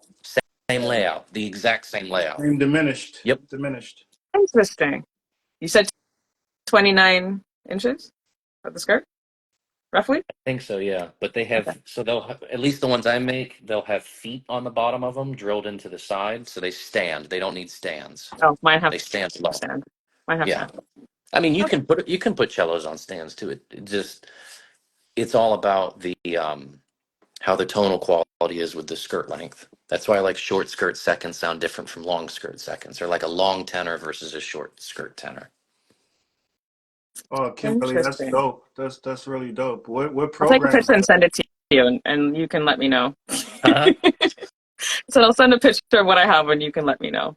'Cause I've been told I've had, It's all the and same it's thing. confusing. It's all the Okay. same Okay. thing. I'm like, it does what it needs to do, so I don't care what I have. Yeah. Tristan says a lot to retype, but basically I was saying trying to keep a standard style is great, but the different variations are also the reasons why bands have a distinct style from other bands. Aside from arrangement styles, the variation of notes helps as well.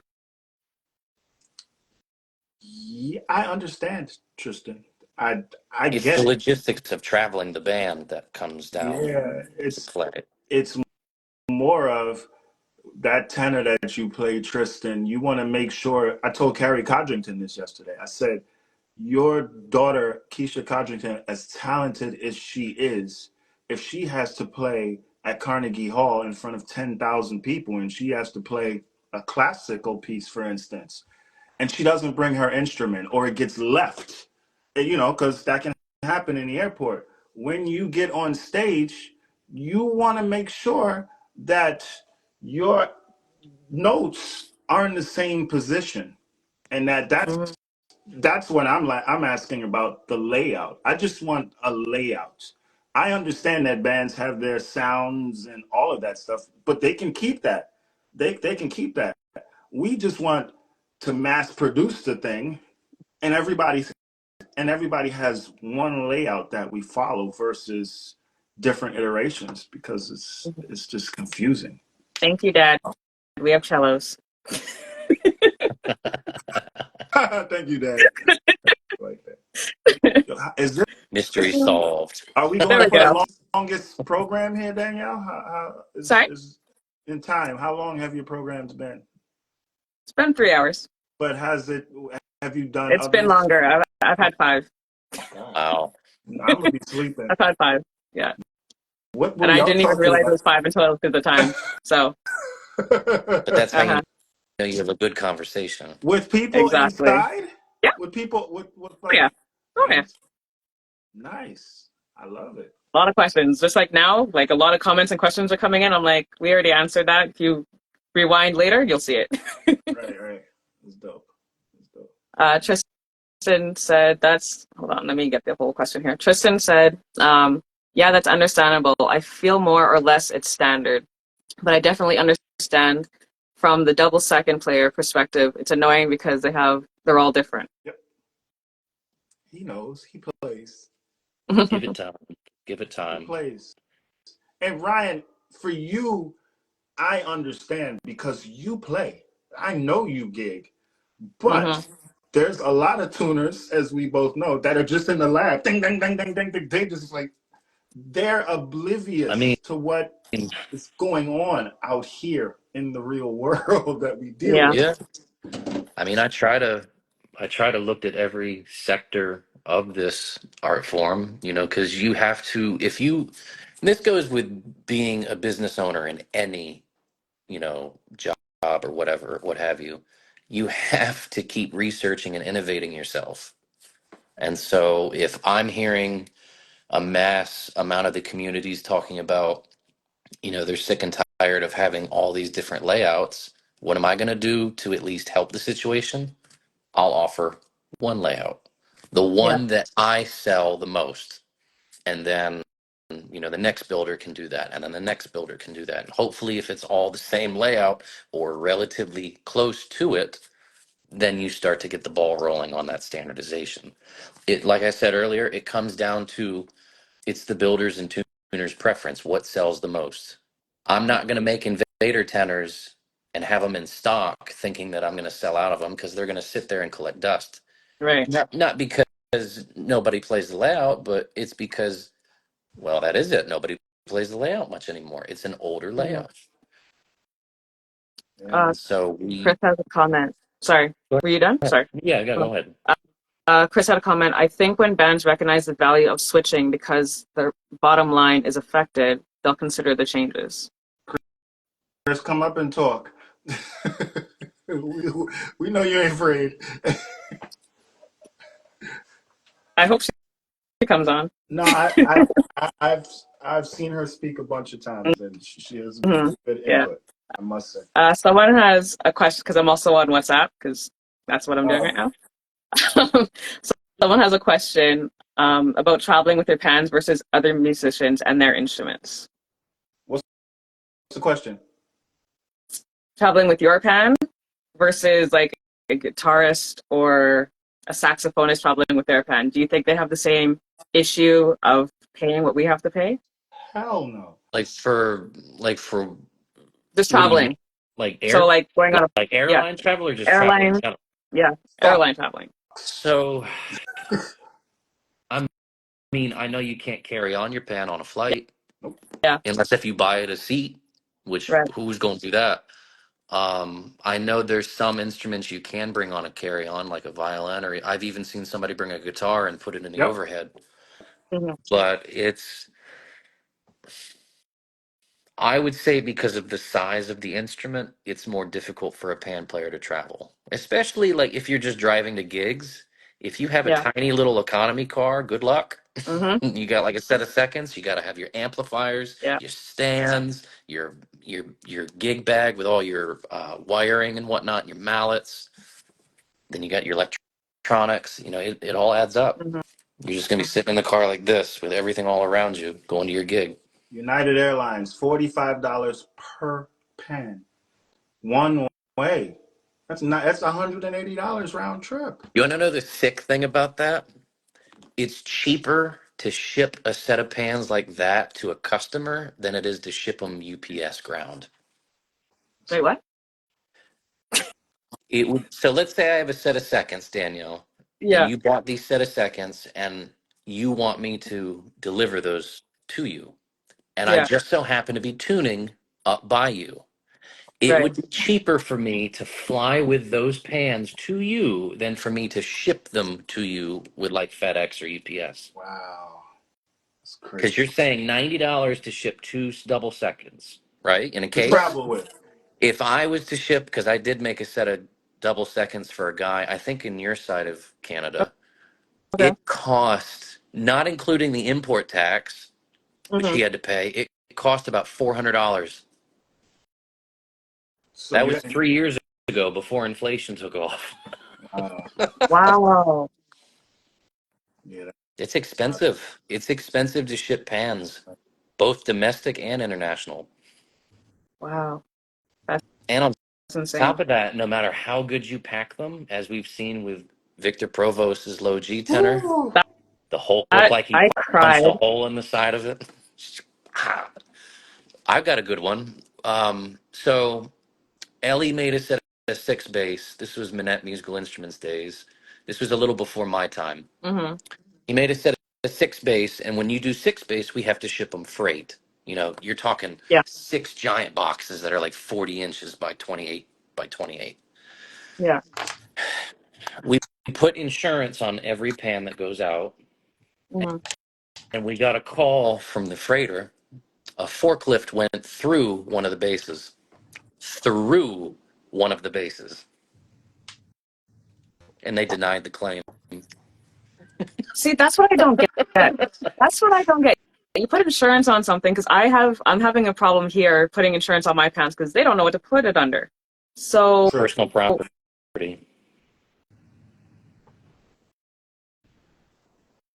That's a good idea. I don't even have insurance. I will try that with them. Rent. It's just like renter's insurance. You do personal or like jewelry. Some people will insure their jewelry Mm-hmm. or anything expensive. They have musician or musical instrument Yeah. insurance. A lot of, Not big insurance companies will do that for like 10, $12 a month. Not in not here. Canada. Not in Canada? Well, not over here. Maybe on Ontario because that's a thing. But here it's a little difficult. Hmm. Wow. Yeah. I know mine are insured. Yeah.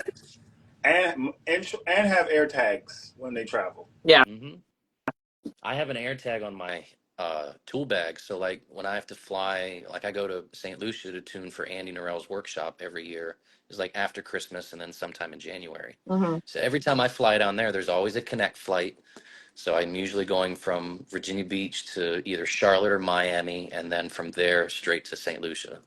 I always have an air tag on my stuff because you have to check your tools because, God forbid I pull out a hammer in the plane. Right. But every time when I'm boarding the flight, I will check to see where that bag is every time. Because if I lose my Mm. tools mid-flight, I'm Yeah. screwed.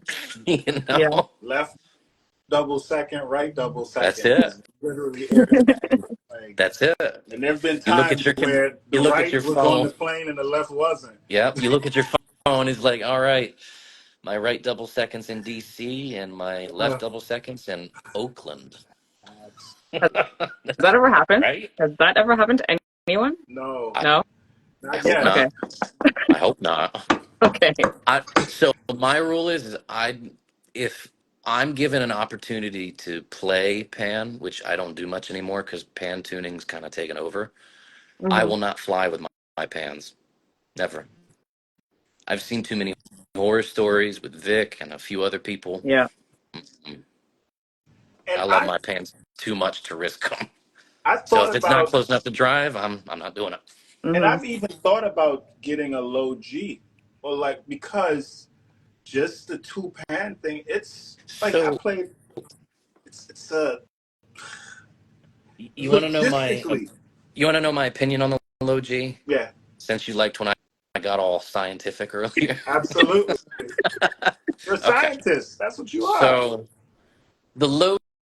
So you know how like Shelley Irvine and Steve Laurie in the '90s they kind of developed the solid hoop drums, so the oversized drums that are welded Yep. on and there's more surface area.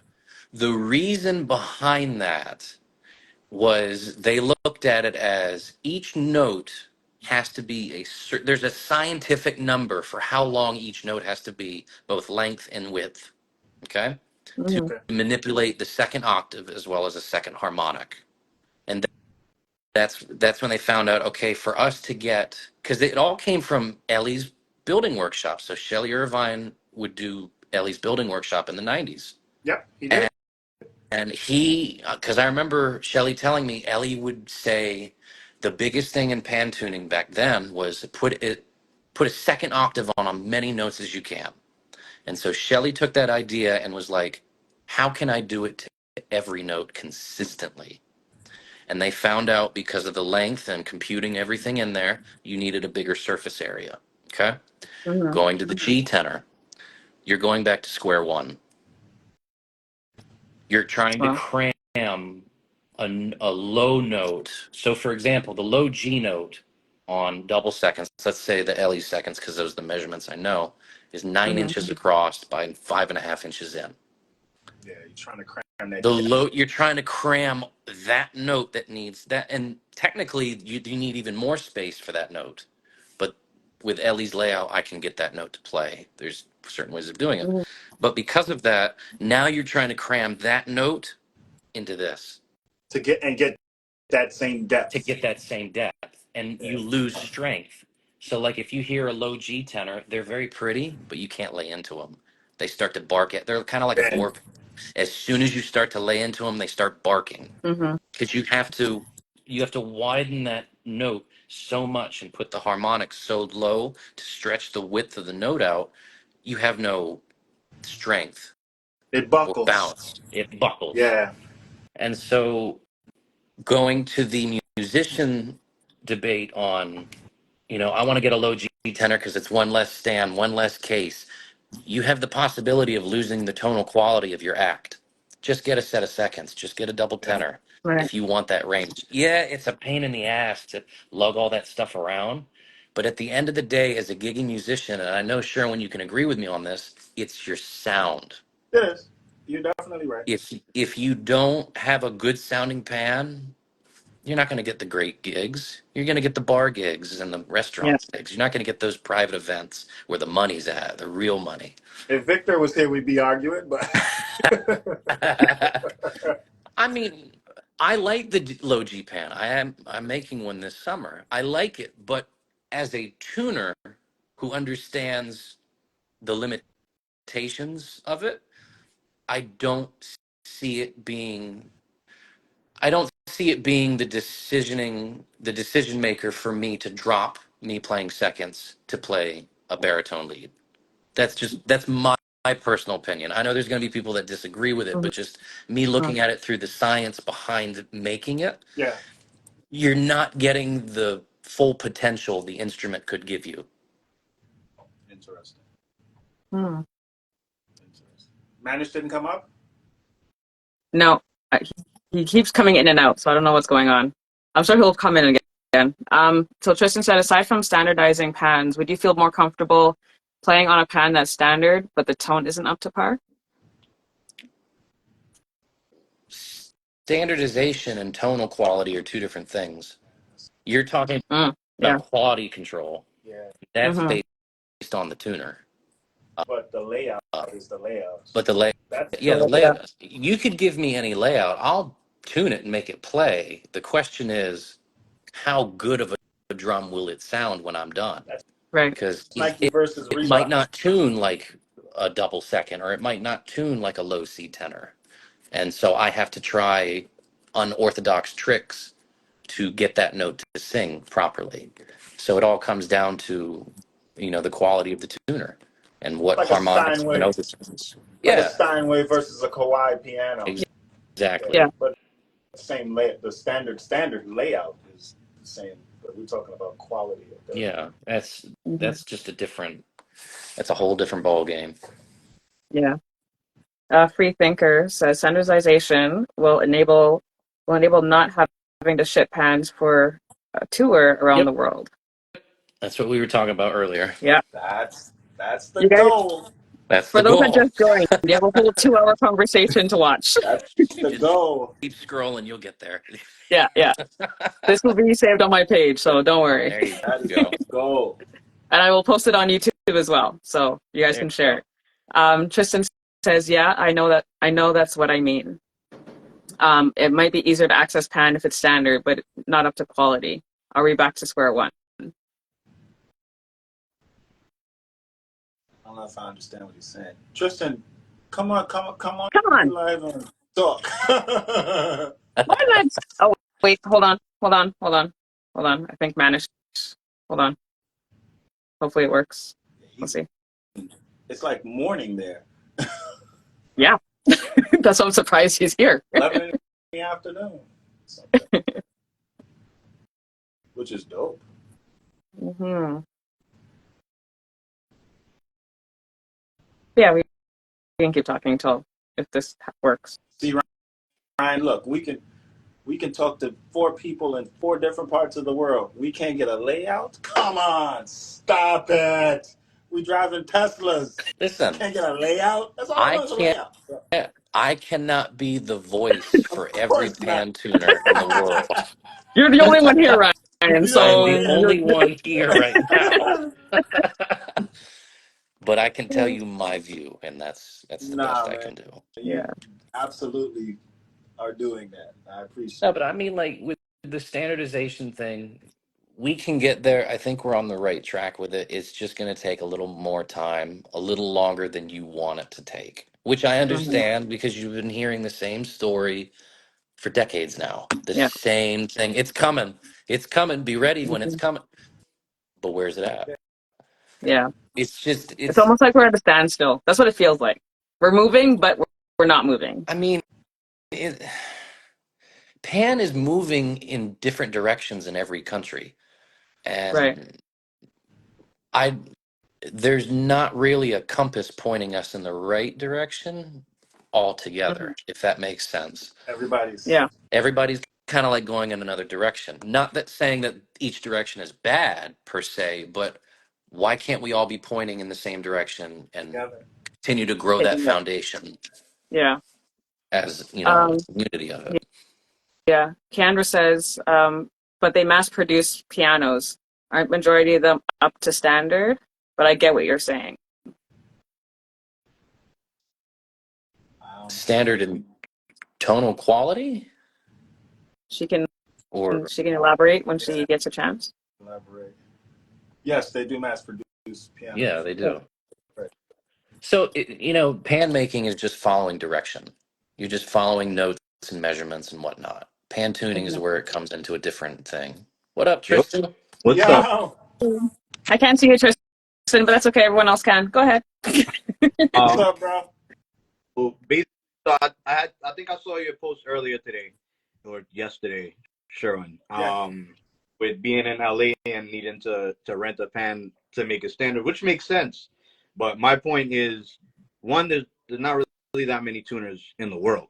So let's Very say true. you do tuner in whatever area you're at, and it's standard, but the tuner itself, the pan isn't up to par. So we're back to square one where it's a whole another conversation that has to be had in terms of tuning. Well, And then everyone has an idea of what they think is a better way. You know what I'm saying? so we were talking about something like this earlier, like way earlier in this conversation, where you're talking of the standardization of quality, Right. right? Okay. So the one thing Akua was talking about is he is bringing in like elder tuners to try to mentor the younger tuners and builders at Midco, which is really good. And I was saying in the States, I try to do the same thing where if anybody wants to know anything about what I do, I'm an open book because, Ellie was an open book to me, so I'm an open book to everybody else. Mhm. Because if you don't pass on your teachings and try to build a standard quality across the board, it dies. Yeah. The art form dies Yeah. with you. Yeah. And so the only thing I could think of, which I think I said this earlier, to go along the standardization of pan quality is we find a way to create some type of international pan tuner committee where we all can collectively come together, exchange ideas, and find that hybrid approach, which is like the best of both worlds. Mhm. What is the best bowl profile for a tenor? Okay, what's the best overtones to tune in the tenors for the notes? And then we move down to double tenors and then double seconds. Mhm.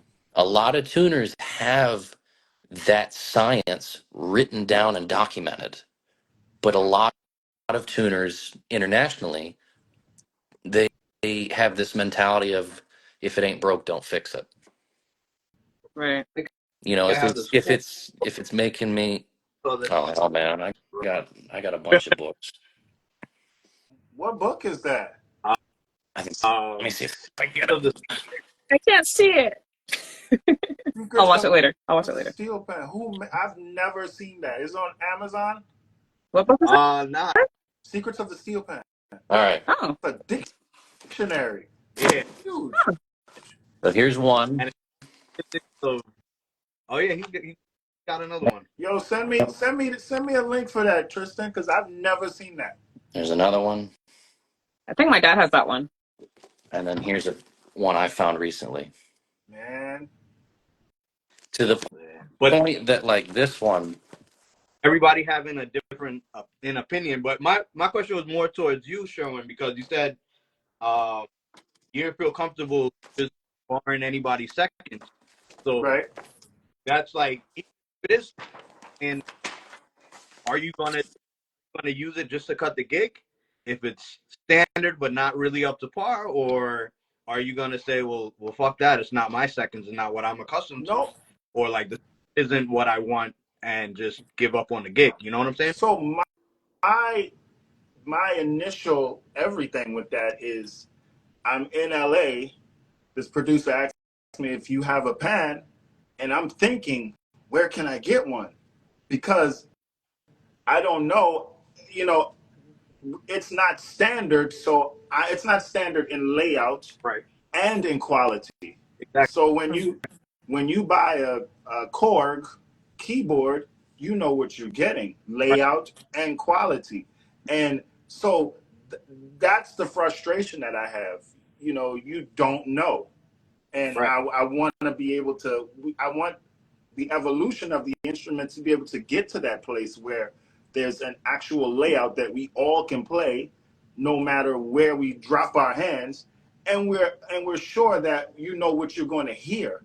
Like there's some level, like what Ryan said, where you have a guild of tuners that are coming together and they decide. So if you have 10, 20 out of the 40 or 30 tuners in the world, say, I don't know how many they are, and they're all on the same page, we're going to develop some sort of middle ground, at least some sort of compromise where layout and quality are the same, so you know what to expect. Right now, we don't know Mhm. what to expect, Yeah. and that's the struggle. With me, I do the left-handed tenor, as you know, and then I also play the regular tenor, Yeah, which most of the and then the thing with double seconds is where you bore the pen. A lot of the time, it's the notes are correct, but where you bore it, and then depending on what type of stand you use, it's almost like it's a whole different instrument. absolutely.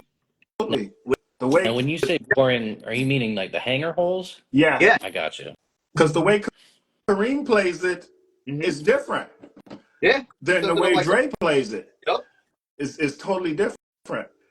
But And then even if that's the case, I'm okay as long as the note layout, if they both stand side by side, right, they're the Then you can same thing. hop on either one. Yeah, because drum sets, everybody has their version of what yeah, that feels like, Yeah. but you know that you're going to get a kick, a mm-hmm. snare, a hat, two toms and a low tom, right? High, Yeah. 8, 10, 12, or however you want to. And that's all I'm asking for is a standard. You can do whatever you want to do to make it yours, Right, but Mhm. a standard for the kids to learn on, to start. Then We can do all the funny, the cool stuff with it after. Let's just start with something for everybody's like ground zero. And even the triple cellos, they're all diminished, but an A might be here on one, an A might be here. These notes are flipped. The inside notes are all different. And they're set up differently depending on which band you go to. Yep. Yeah. Sometimes it's high, sometimes on that one. Same with the Well, four pan, same with the quadro. There's, yep. the quadro is just an extension of the double second. It's augmented chords. Do Right. you set it up like the double second? Do you literally put, For me, a like G, a that G B, C. augmented up top and the F on the bottom, and the G sharp on top and the B flat augmented, just like a Right. double second? Because Yeah. as a double second player, that makes it easy for me. Yeah. True. Mm-hmm. But in phase two, they don't do that. Right. They have their way of doing it. And, I went to phase two and I was like, wait, no, this isn't the same thing. No. It's frustrating. And I went to Atlanta and Jonathan Scales was playing. He called me on stage. He's like, I think I saw you playing second songs. Come, take a solo.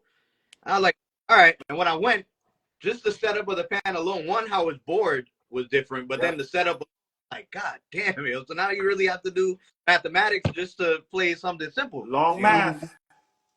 Has to do with the type of stands you use too. This is why I use 2 tripods for my seconds. If you use the stands like Jonathan uses, you're stuck. Yeah, You're stuck. Mm. And it like I've been saying, it makes, because you can go on another pan and do that, it makes you almost superhuman. Right. But it puts us at a disadvantage, because I keep saying Stevie steps on a piano anywhere and he plays. Just imagine he had to change to play My Sharia more, or what Happy Birthday. He had Mm-hmm. to figure it out every gig. No one has time for that. Yeah. We don't. Yeah, true. We don't have time for that. We got to cut the gig, and you know it as a player. You have to be able to cut the gig, and you got it right away. There's no. It's frustrating. That's where my frustration came from. So. Yeah. Brian, I have a question for you, and I saw it in the comment earlier about renting a pan from a music store. Have you thought about like giving a music store a few pans to rent out for when he has a gig somewhere and he doesn't want to take his pan? He can just go to a music store and just rent it. Was that a question for me? Yeah, it was for you. I didn't hear my name first. It's all good. Can you say the question again? Was it would I consider Have you thought about selling? going to a certain music store and just giving them like 3 tenors, 2 double seconds, and a set of guitars just to rent out? So if there is someone that's coming to your city, they don't have to carry their pan. They can just go to that music store and rent it. I'll sell that store those pans and Okay. they can rent it out. Okay. That too. It's other because if I just give it to them to rent out, it's a liability for me. Right. Because somebody will mash up that pan and now Yeah. I got to spend time fixing it versus me just selling it, and what they do with it is whatever they want. Mm-hmm. Yeah, I think renting pans is a very risky business. It is. But I mean, There's a website, I think it's like LA Percussion. I don't know if they're still doing this, but they've got like these beautiful looking guppy pans that they rent for $150 a day or something like that. I remember Not bad at all. hitting them up. I never got a reply. I was like, would y'all sell that guppy tenor? but that's what I'll we buy it from need. you. Like if I had that opportunity when I was in LA, Right. It was a low E guppy too. Yeah. But even if it's a low C tenor, Yeah. like because opportunities missed. Mm-hmm. Speaking of that, because most of the pans I have is either guppy, birch, or maple now. Now I have a couple maple. You play Ellie Manette style seconds, right? Yeah. So to switch over from that to how guppy has it, because Ellie Manette is like the more square. Mm-hmm. Feel the difference with it, or not really? So the shingle notes, I actually got them right here. So the shingle notes, if you look, I don't know how well the camera can pick it up. The notes are still oval within that shingle. Yeah. Okay. So there's not really a difference. I have played a set of low E guppy pans that go, what is it, high A, I think is what they go up to. Uh, B flat. B flat? No, yeah, A. Yeah. A. Yeah. So G sharp in there. walking up to them, it was actually at the same church that I met up with you, Sherwin. It was their pans. Okay. What's that band's name? Tajay. Tache. So they had a set of low E guppy seconds. When I went up and played on them, it didn't really throw me off as much because it's just like these. The only difference is the A flat and the A were in the center instead of being in the middle ring. But that stuff doesn't really throw me off that much. If I play like F sharp seconds, yeah, because you've got that A flat 4 through B4 up in the rim. That's where it starts to frustrate me. And you have the other high second with the two B's next to each other instead of being on the inside. Mm-hmm. That's the F sharp. Yeah. But Ryan, for me, it messes me up because say you want to make a diminished run from F sharp all the way to C. If Mm-hmm. those notes not in the middle, you're used to them being there. It's an adjustment. It's definitely an adjustment. It's And people just taking liberties with designs that were already made. Ellie and Tony made those layouts. so when it comes to the tuners that make little modifications to like Ellie and Anthony's layouts, they're doing that for the good of the quality in the instrument in their view. Right. So, like I told you before, I don't like double seconds, low E double seconds that have like A flat 4 and A4 in the A5, A flat 5 and A5 in the center. Right. Why? There's always interference between the A flats and the A's. Every time. Every time I see it, there's that waveriness sound instead of it just being a nice clean tone. How do you take care of that? Move it into the middle ring. That way those octave points and the fundamental pitch of the high note is not pointing at the octave point of the low note. It's running perpendicular, or not perpendicular, but parallel, going into the center of the bowl. So when you see those tuners do those little changes, they're doing it more so thinking that this will improve the quality. We're not looking at it as we're changing the standardization of the layout. That's why I it's get that's why it's little adjustments versus me putting the low E at 6 o'clock instead of 3 o'clock. and those little adjustments aren't being. It's not like the Apple update where like you update your phone Yeah. and everybody gets that update. It's Yeah. one person updating theirs and then another person updating theirs, and then we get everybody has a custom pan. Oh, Everybody yeah. has a custom pan. Yeah.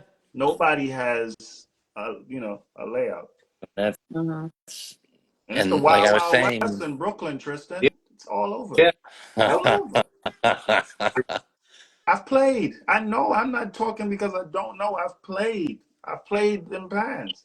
I think the most different double second I saw is Guyana. Really? How is it different? It's almost like it's bored differently. So it's the same layout, same notes and everything, but the E is on Moved it. instead of the E being here, the E is right on the bottom. You know what's crazy is I just shipped out a set. I made a set of low E bore double seconds, and I did a video of them. I think it was on Instagram. The guy that bought them, that's how he wanted them to hang. So the low E was at 6 o'clock and the low F was at 6 o'clock. When I tell you I got a migraine trying to figure out how to demo them for the video, it's almost like I had to put my left hand like this and then play the other hand just slightly. It was that bad. I wound up just doing like 4 chords, 4 sticks and just playing some chords. But Panyard had. And I ended up just going to the double tenor. I was like, yo, this is too crazy. But and that's just a totally different. see that to me is not even standardization. That's just where you hang the pan. Yeah. Because you can easily take that pan off the rack, remeasure, put the hanger holes in the right spot, and then hang back up, and you're fine. If it's chromed, good luck. I've But drilled through chrome drums. It's possible, but Panyard risky. used to make a synchronized double second. Yeah. So the A and the F on the right pan was And, switched, and the B and and the the E B flat are and switched. the, yeah, They they were did that switched. so each half step was in the same So location of every it drum. was literally Yeah. like Mm. when you playing it's literally The like first time I played that, I was like, I do not like this. it was tough. I When tried. it changes your whole perception. It's the right drum that's changed. It's not the left. Yeah, Left drum is exactly the same. same as all the others. Yeah, it was, The right drum. but Interesting. to Uh, add to that, Anthony yeah, go ahead. Williams back in the day, their double seconds in Pan Am North Star were fourths and fifths. So it's Really? actual fourths and fifths double second. Yeah. So my dad Anybody got a always layout of that? Is there I a layout of that I somewhere? can find it for you. I can Yeah, find it I'd for you. I love can to make see sure I get that. it for you. He and there was a guy, I don't know if you remember him, Tristan, his name was Kenneth Moore. He used to play with Moods. He used to play one. And so I would go for panoramas and he would have this fourths and fifths double second. And the thing is he always told me, and my dad as well, if Pan Am rolls, like say sometimes you tell a band to roll on C for like a sound check. If you roll on C, everybody was in the same direction from tenor, bass, cello. Everybody rolled in the same direction, which is cool. But that's when you have the inventor, one of the inventors of the instrument, making the pans, tuning the pans, arranging the music for the pan. Yeah. You get that. So Yeah. sorry, Daniel. I didn't mean to cut. Okay. Desi has a question. Have any of you used a contact mic on pans? What is your preferred mic when gigging? No comment. Oh, I know you don't. okay. Let go. You go ahead, Tristan. I'll go last. Okay. See my contact. The And soul pan pickup. honestly, I like it. I It mine is in the car. I don't have it with me. I from having to. don't mic my pans, so I do a I lot. can't comment. I just plug it in and I'm good.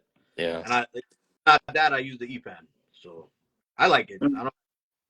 I have it. I've used both because, like here, to record, I use ribbon microphones, which my good friend Tracy Thornton told me are the best thing to record with. So I use ribbon microphones to record.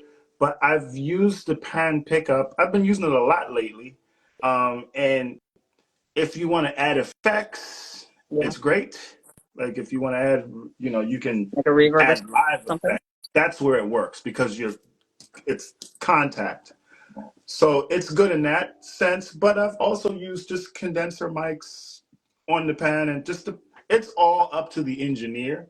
If you got an engineer that knows what he's doing, then you can get a good sound. But I've had engineers that don't know what they're doing, and I've you can have the best had too mic many of those. and you can have the best But mic. So it is really all dependent on the engineer, one, the instrument. If you got a bad instrument, I don't care what mic you put on it. It's just a bad instrument. It's just going to highlight that it's a bad instrument. So they're different levels to it. But I've used both.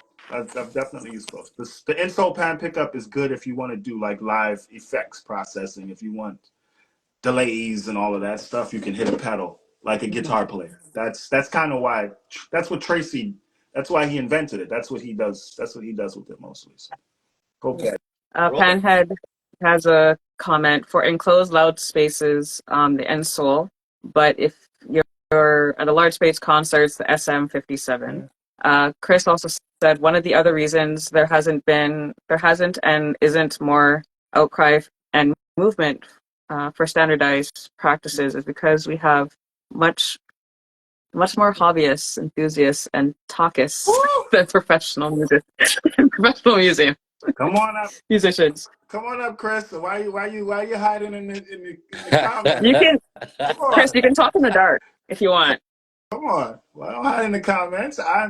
Hey, I think Duvon said it. Mm-hmm. Duvon said it was here.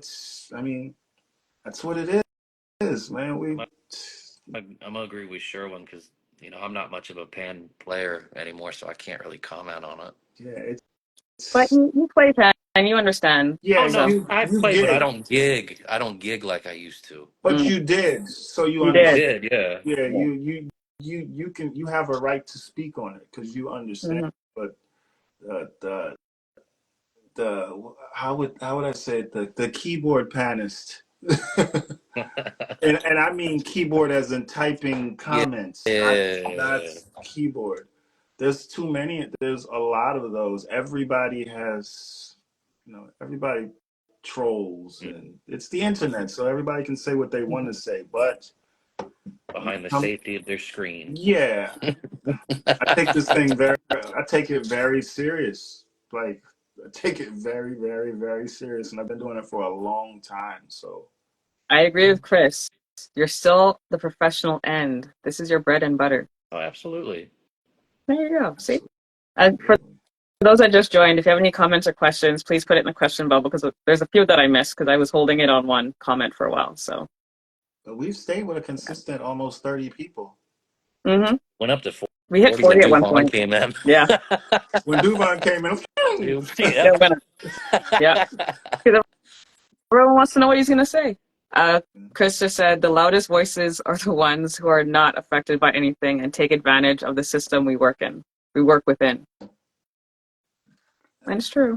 Couldn't have said it better myself, Chris. Yeah. She's there. Sherwin, have we answered your question? I mean, this was an amazing conversation. Like, yeah, it was good.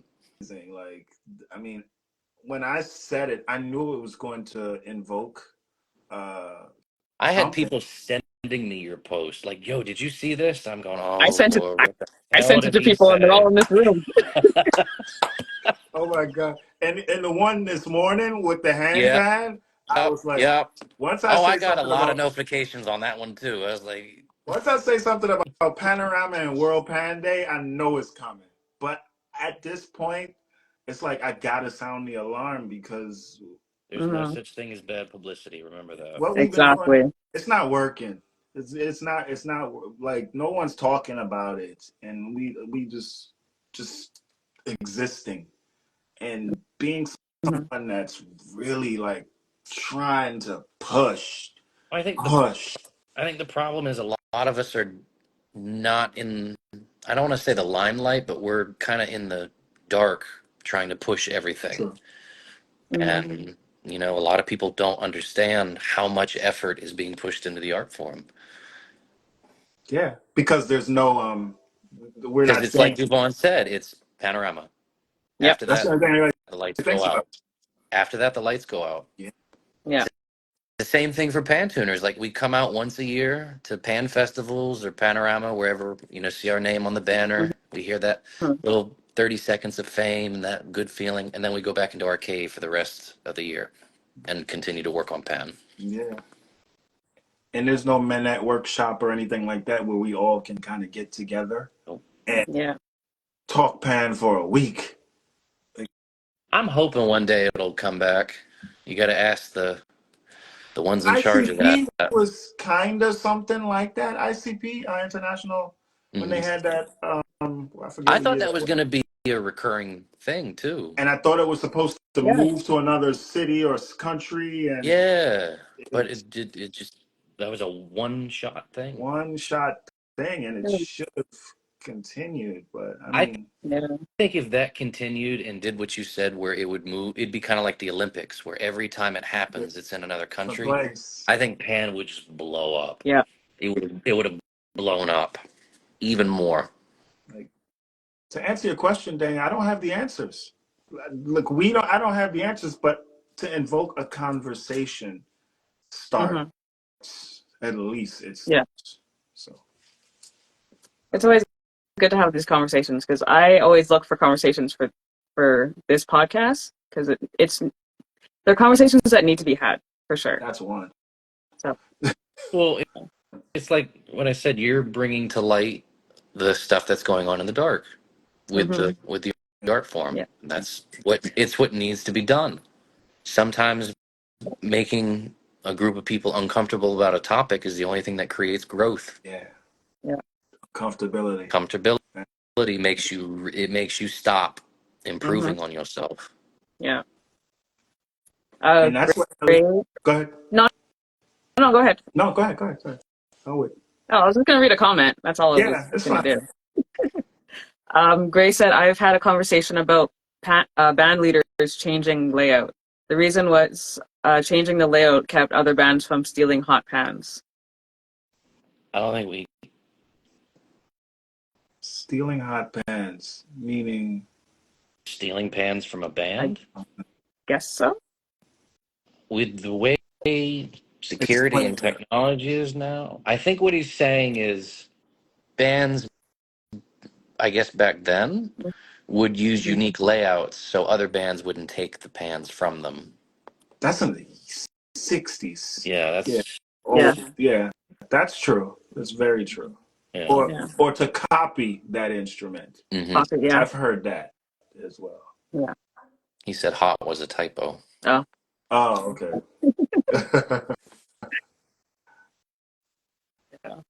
Well, you guys want to have another conversation? Just let me know. know You know, me. I'm all for it. You know me. I live out in the middle of nowhere and build pans. You know, I always have free time.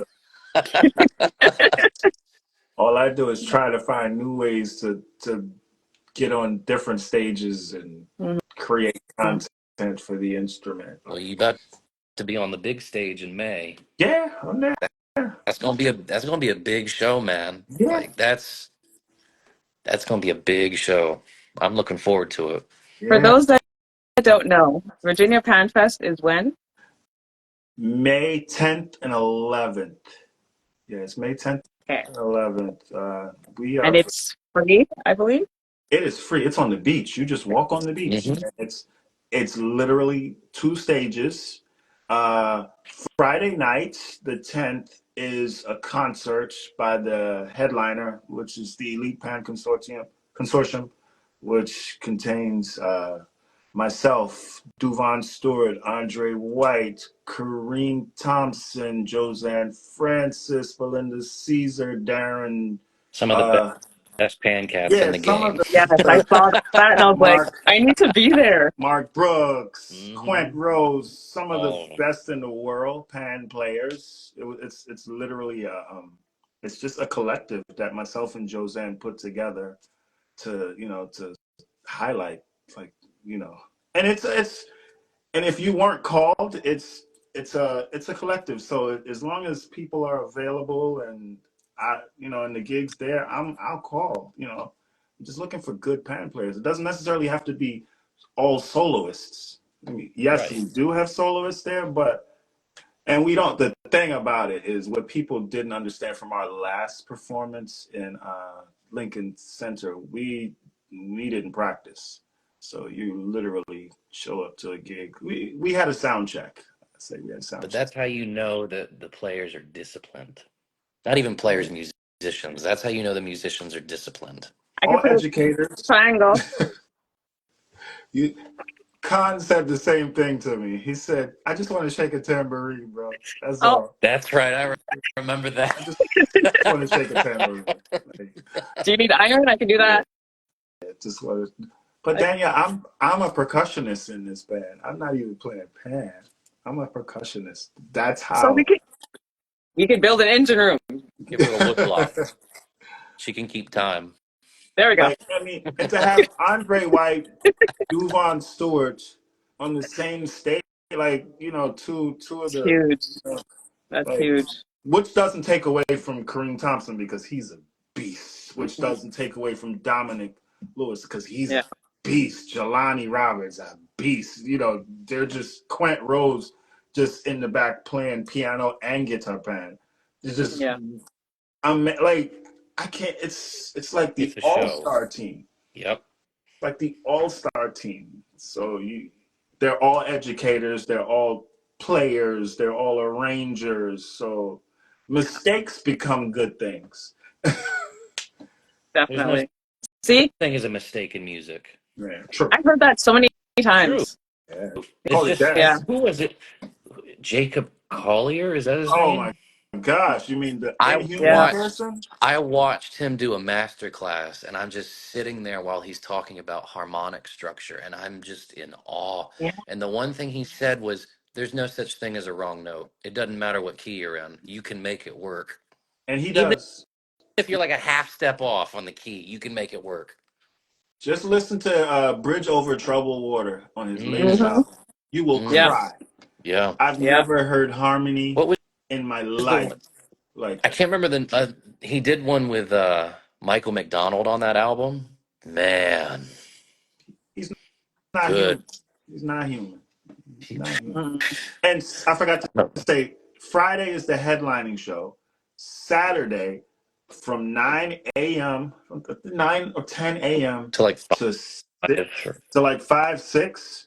There's mhm. 2 stages, and they're bands from 9-year-olds, Nationwide. all from what, elementary school, right? From like 9-year-olds. The more so from like 9 to 12, they do elementary school and middle school. And then from like 12 to 2 or 3, they do high school and private studio. And then the rest is like community groups It's like from all over the country. 20 Wow. plus bands, just 2 stages, band after band after band after, and each band gets what, 20 minutes on stage, so you So might play 2 or 3 songs. basically, this is the panorama for a stage side group.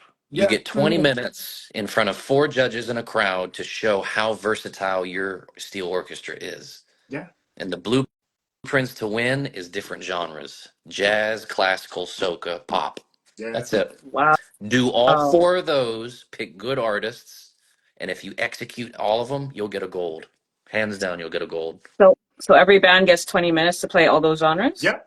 Yeah. They get 20 minutes to play whatever they Whatever, want. Oh, whatever you I'm whatever want. they saying want. if Oh, you want okay. to win, you need to put those genres in there Got because you. it shows the judges how versatile can your band be. Can you guys play from Kess's Hello to the Hungarian dance? Right. Like, Wow. can And y'all then, do that transition? so that's from 9 a.m. to about 6. And then you have judges Liam Teague, Vanessa Mhm. Alexander. Yes, Vanessa Yep. Alexander. Yep. I think Uh, Akua is a judge too. Akua Leith. Mm-hmm. Tracy Thornton from Pan Rocks. Yuko? No, Tom Miller this year. Oh, Yuko's Tom not Miller. doing it this year. Okay. Tom Miller. No. So go ahead. No, I saw a comment. Is it live streamed? I don't think it is because I've never seen it. And Yes. it should be. For those that can't Yes. make it, it's live stream. Yay! On their Facebook page, I think it's Yeah, named Virginia International Pan Fest. They try to do a live stream. Is it ever successful? I think the I know the last You year lose it started service. and then it ended. So I was like, oh, Yeah. yeah all right. the I think the internet the connection out there because you're on the beach. You're Yeah. literally on the people are walking off of the boardwalk and coming to see Pan. So but it's great. And then that night, that after that competition is over and they, announce all the winners and stuff, the headline performers play again, and then you may have an opener because Jonathan Scales always plays him and his band, Right. and then we headline It's afterward. a really Can good I it's a really good line and can network. I can I make a suggestion Yeah, since you guys are going to be there that they should make a flight and hotel package for those that want to come in? that's a good idea. If you're one of the headliners, I bet they could do it.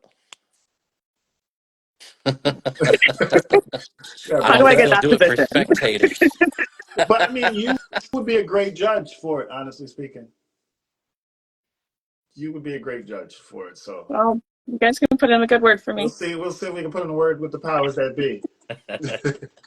I'll try and make it there this year. If not, I'll watch it You online really and then should. I'll for sure get there for the following year Come if I down can. this year, and then you can do a All Things Pan live edition. I've been wanting to do that So for That would be I so so why good. not Like do it? Why I not you do it? literally on Virginia Pan. stage. Yeah, okay. that would be dope. All right. So for those that are watching, You could my you go could interview them and for everything. for those that are watching, my GoFundMe is I I hear will you. seriously set one up I because flights hear from you. Edmonton to Virginia are not cheap. I'm sure. Oh, Yeah. I can only Yeah. imagine. Yeah. Yeah. But Facebook is kicking me off. We have 23 seconds. Oh wow. I Yeah. didn't know they had So limits. I didn't know we were on neither did I. Facebook. I thought we were on No, we're on Oh, Instagram. Facebook's owned by yeah, Instagram. that's right. Yeah. I Yeah. Thank met. you, Danielle. Thank Thank you, you. Ryan. Been You a guys have a good pleasure. night. We'll You continue too. this. Absolutely. Absolutely. Take care. Have a good Good night. night. Thank you, Bye. everybody.